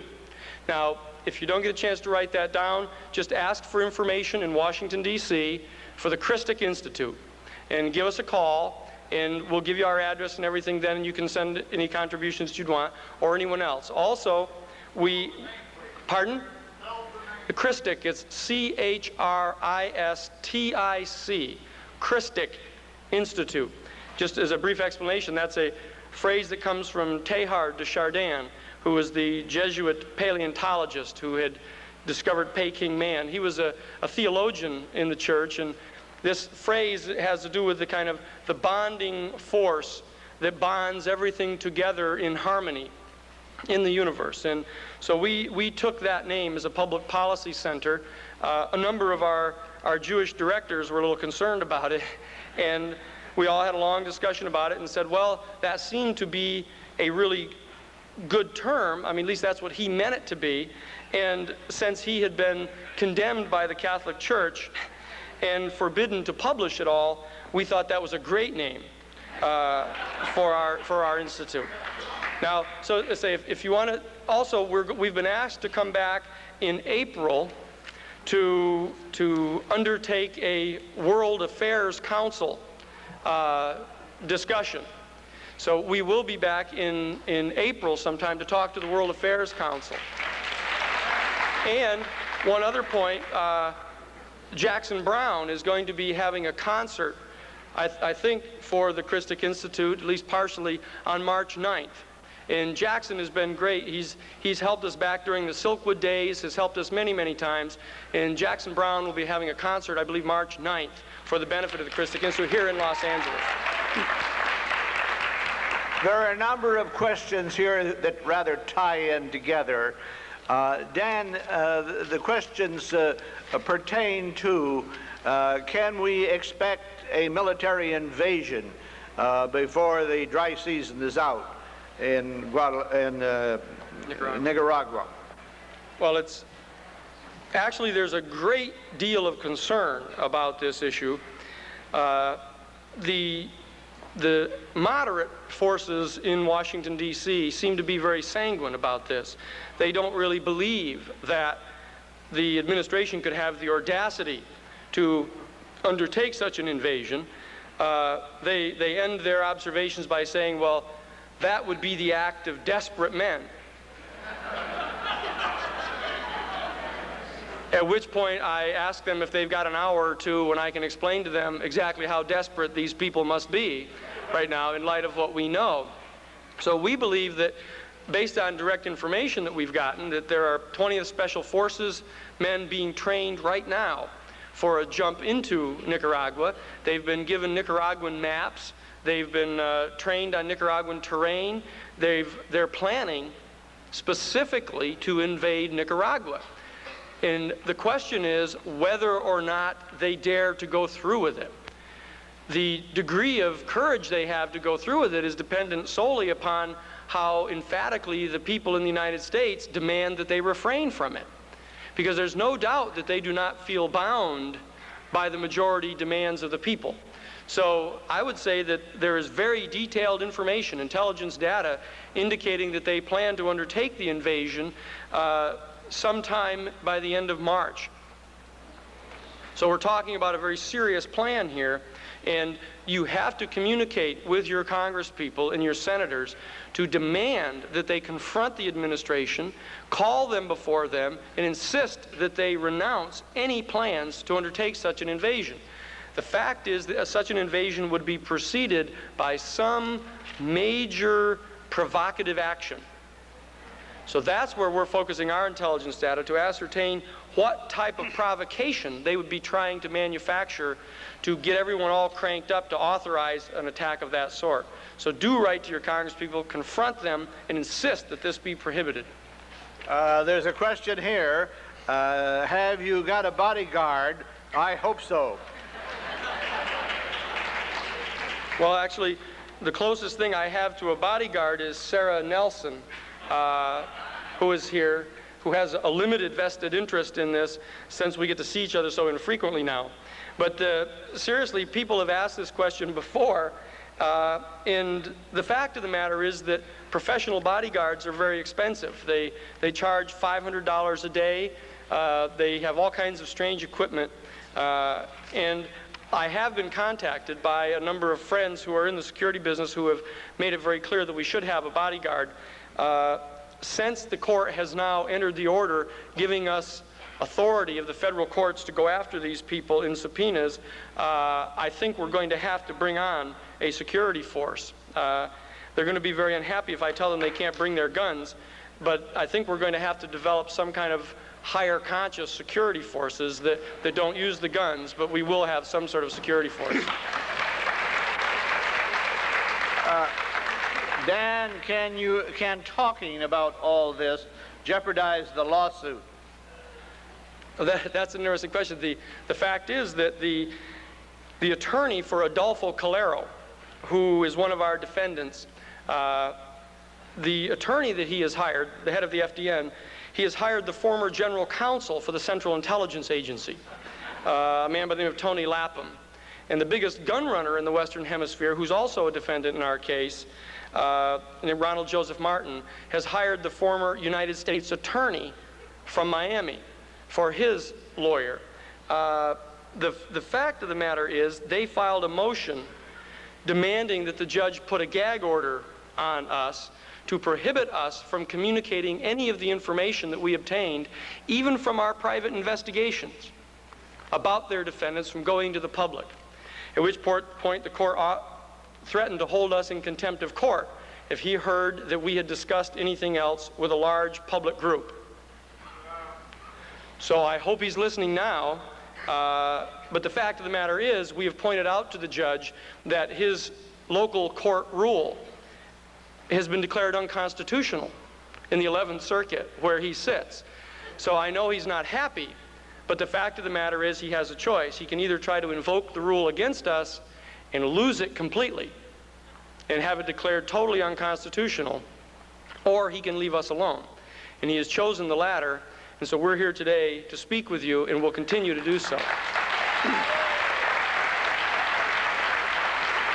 The Beverly Hills School District steps in at this time with their watches, but I want to permit Dan to answer one more question before we end. Dan, on ABC Nightline, Tony Avirgan, is it? Tony Avirgan. Avirgan brought up the drug connection with the Iran affair. Ted Koppel said he didn't know anything about it. Has there been any serious interest in the drug connection by the three major networks? Yes, as a matter of fact, in March, CBS, what is their show? CBS West 57th Street will be broadcasting some extraordinary footage closing the issue once and for all about the Contra drug connection. The fact of the matter is we've been trying to get them to reveal it earlier, but they don't come back on the air until March. The fact of the matter is we have given ample information to the courts, to the Justice Department, to the Congress about the drug connection. In fact, Senator John Kerry of the Senate Foreign Relations Committee has interviewed under oath numerous witnesses. Indeed, we have put before them pilots who have directly testified under oath about traveling down to Hull's Ranch and back, bringing down guns and bringing back cocaine. There's no way that they're going to be able to conceal this type of information. As a matter of fact, I've had some conversations with people at ABC about this. I guess all I would suggest is that the news people at ABC talk to the people at ABC Nightline and get the information to Ted Koppel. I think that's it. We promised to have everybody out of here, so please go home and help work on this case with us. Thank you. That he had nothing to do with these Contras. He was in no way participating in supporting them, though he wished them well. And when the media and the American people failed to believe that and began to turn up evidence that, in fact, the Central Intelligence Agency had, since June of 1981, been providing military equipment and arms and explosives and training to these Contras, our president, who had been on television swearing to us that it wasn't true, then said, "Oh, you mean those Contras?" Yes, by the way, we have been giving them support, but let me give you my word, once again, that the only reason that we're supplying them, and the only extent to which we're supplying them, is to interdict the flow of guns and arms from the the terrible communist government in Nicaragua to the rebels in El Salvador. When the American people failed to believe that, and the American journalist community failed to believe that, President Reagan assigned the Central Intelligence Agency to do an evaluation. Indeed, a man by the name of David McMichaels from the CIA was assigned to do that investigation, and when he concluded that there was no evidence of any sort of any shipment of arms going from Nicaragua to El Salvador, he was terminated. And then the president gave us his word once again that, oh yes, indeed, they had been doing more than just trying to interdict the arms. In fact, what he was trying to do was to apply pressure to the new Sandinista government to force them by military pressure from the Contras to live up to their promises made during the revolution against Somoza. All of those promises which you recall President Reagan supporting so much during his election. The hypocrisy of it was astonishing. So astonishing, indeed, that the American people didn't seem to remember that President Reagan had totally opposed the Sandinista. And now his protestations to try to make them live up to their promises rang hollow once again to the American public. Nothing demonstrated the falseness of his accusations so much as the revelation that the Central Intelligence Agency in the end of 1983 had been caught mining the harbors of Nicaragua, and indeed passing out manuals recommending that the Contras undertake political assassinations of the mayors, town clerks, and other functionaries within the civilian government of the Sandinista. That was too much for the American public, and they began to demand that all support for the Contras cease. That was the point at which President Reagan began to insist that it was essential to supply the Contras and to adopt them as our allies in order to stop the establishment of a Soviet military base in Central America. Now, we then saw the growing of a full-scale war going on in Central America. You recall the extraordinary comments of our president saying that in the midst of the thousands of people being slaughtered, the massive civil wars going on in Central America, that unless our Congress gave $100 million to these, Theodore Shackley, who Khashoggi says is the man who first suggested the idea of trading arms for hostages in the Middle East. What role is it that this Mr. Buckley played in the exchange of arms? The man who was the CIA station chief in Beirut, who was one of the hostages. And more generally, when and where in the world will this end? Now, these are a few of the questions that we know the special prosecutor is looking into and the select committees of our Congress are looking into.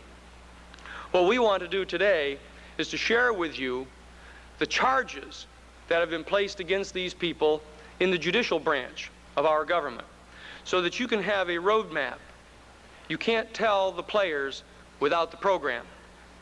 This indeed is the program of the oncoming criminal indictments, which you will be hearing about over the course of the next year, which in our judgment will precede the impeachment of the President of the United States.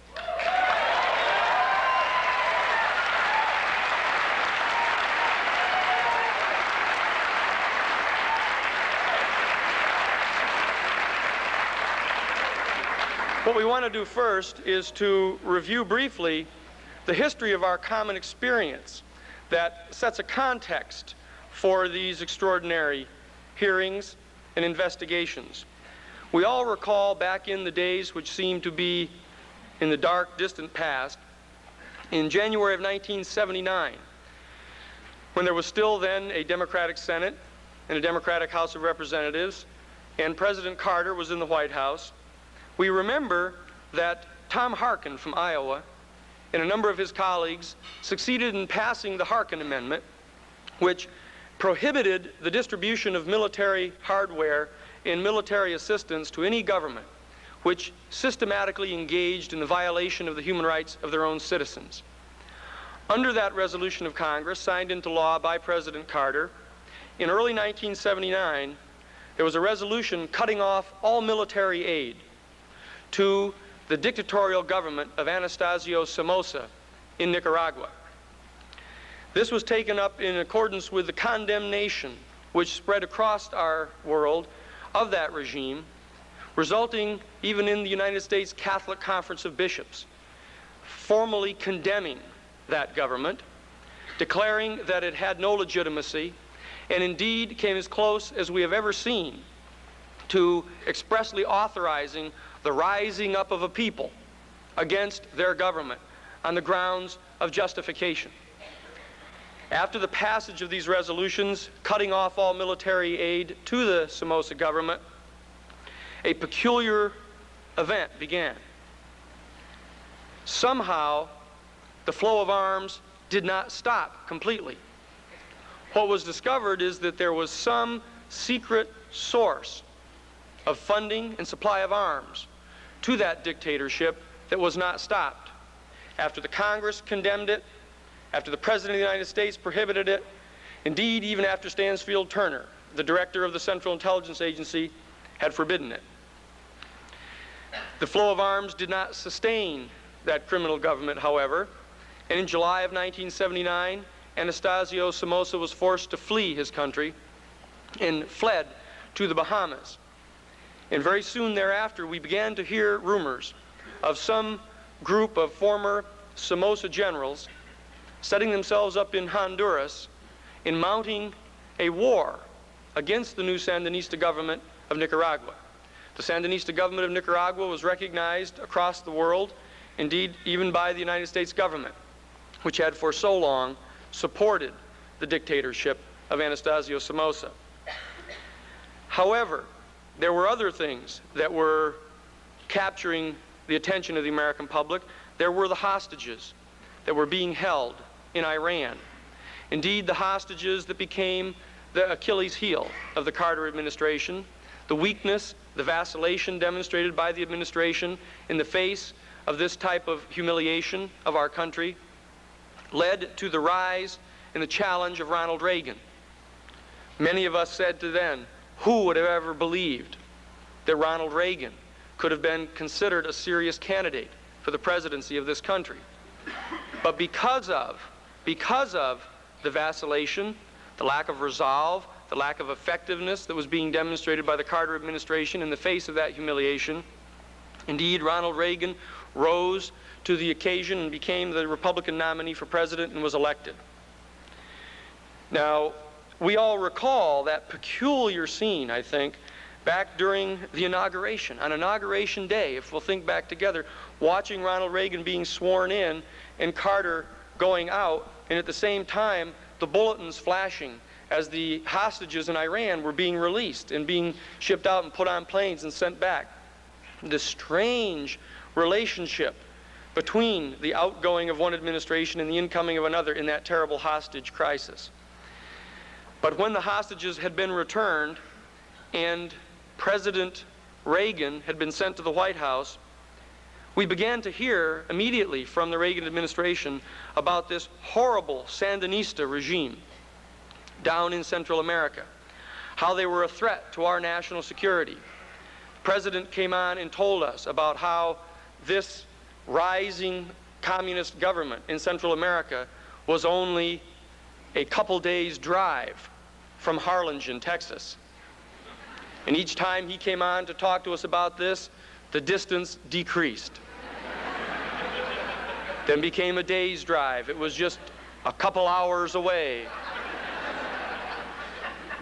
And indeed, when questions began to arise about this government down there, we began to hear about this so-called Contra force, this force of former Somoza generals, the men who led the torturing and the mass slaughter of their own citizens, who are now being talked about by the President of the United States as persons who were the moral equivalent of our founding fathers.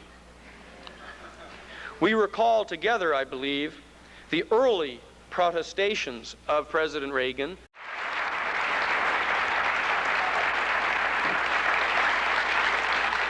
Well, good afternoon. It's a real pleasure.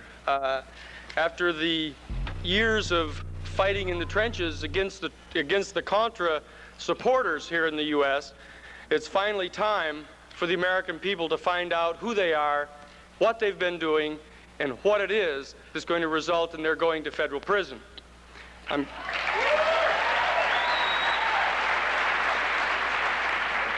Now, everyone here has heard about the scandal, the downing of the Hassenfuss C-123 cargo plane on October 5th, and later in November, on November 25th, the startling revelations by Attorney General Edwin Meese about the secret sale of arms, spare parts for the F-14s and the TOW missiles to Iran, and the diversion of some of the profits from those sales to the Contras in Central America.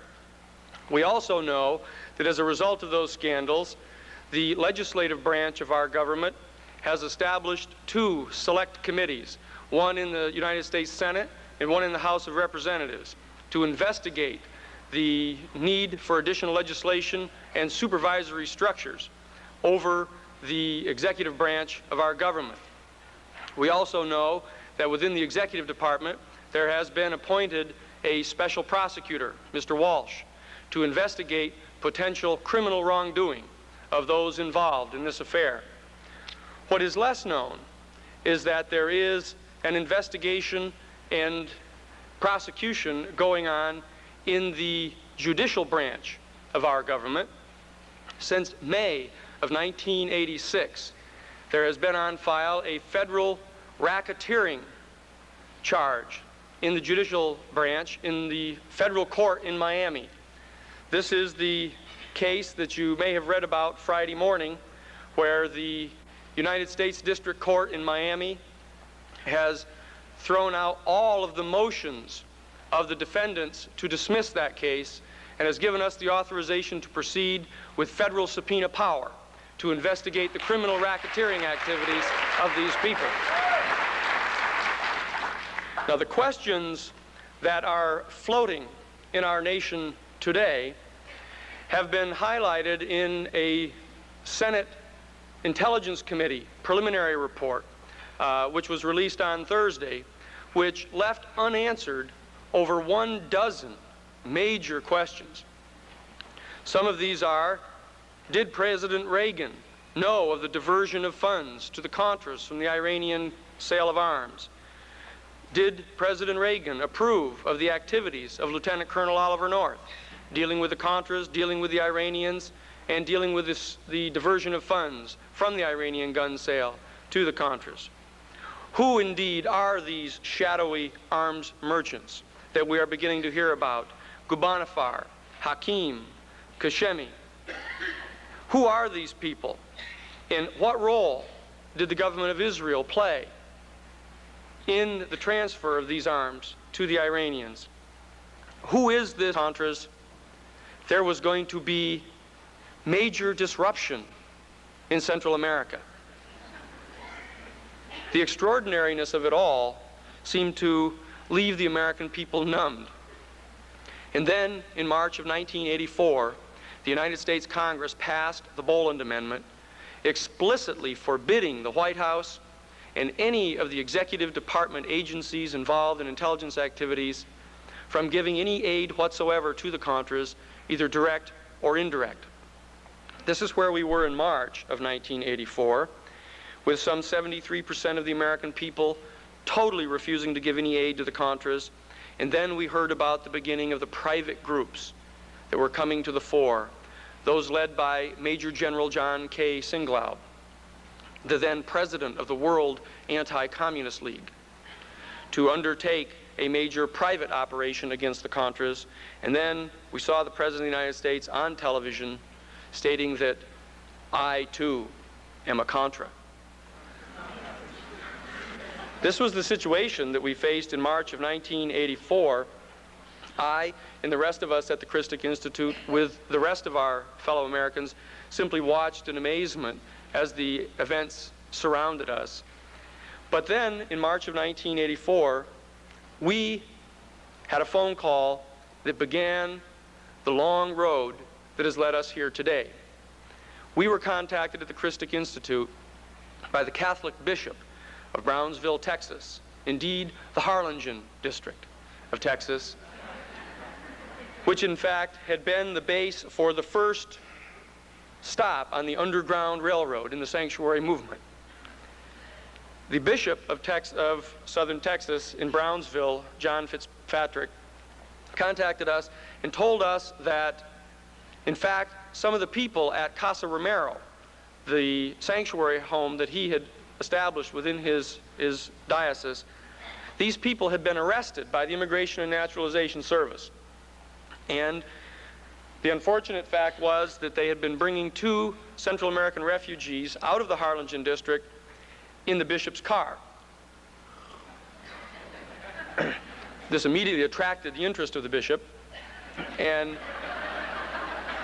indeed the interest of the United States Attorney in Brownsville, who brought criminal indictments against Catholic sister Diane Mullenkamp, who was driving the car, the 2 refugees from El Salvador, a translator, a woman by the name of Stacy Lynn Merck, who had been riding in the car translating for the refugees to a young reporter from the Dallas Times-Herald, Jack Fisher. All of the people had been arrested and charged with unlawful transportation of undocumented aliens. The Christic Institute was asked by the church to come to Texas to undertake the first of the criminal defenses of the people from the sanctuary movement. When we arrived, myself and my chief investigator on that case, a Catholic priest, a man named Father Wally Kazabowski, who had served in Nicaragua when the Sandinista were still struggling there, we went down and we began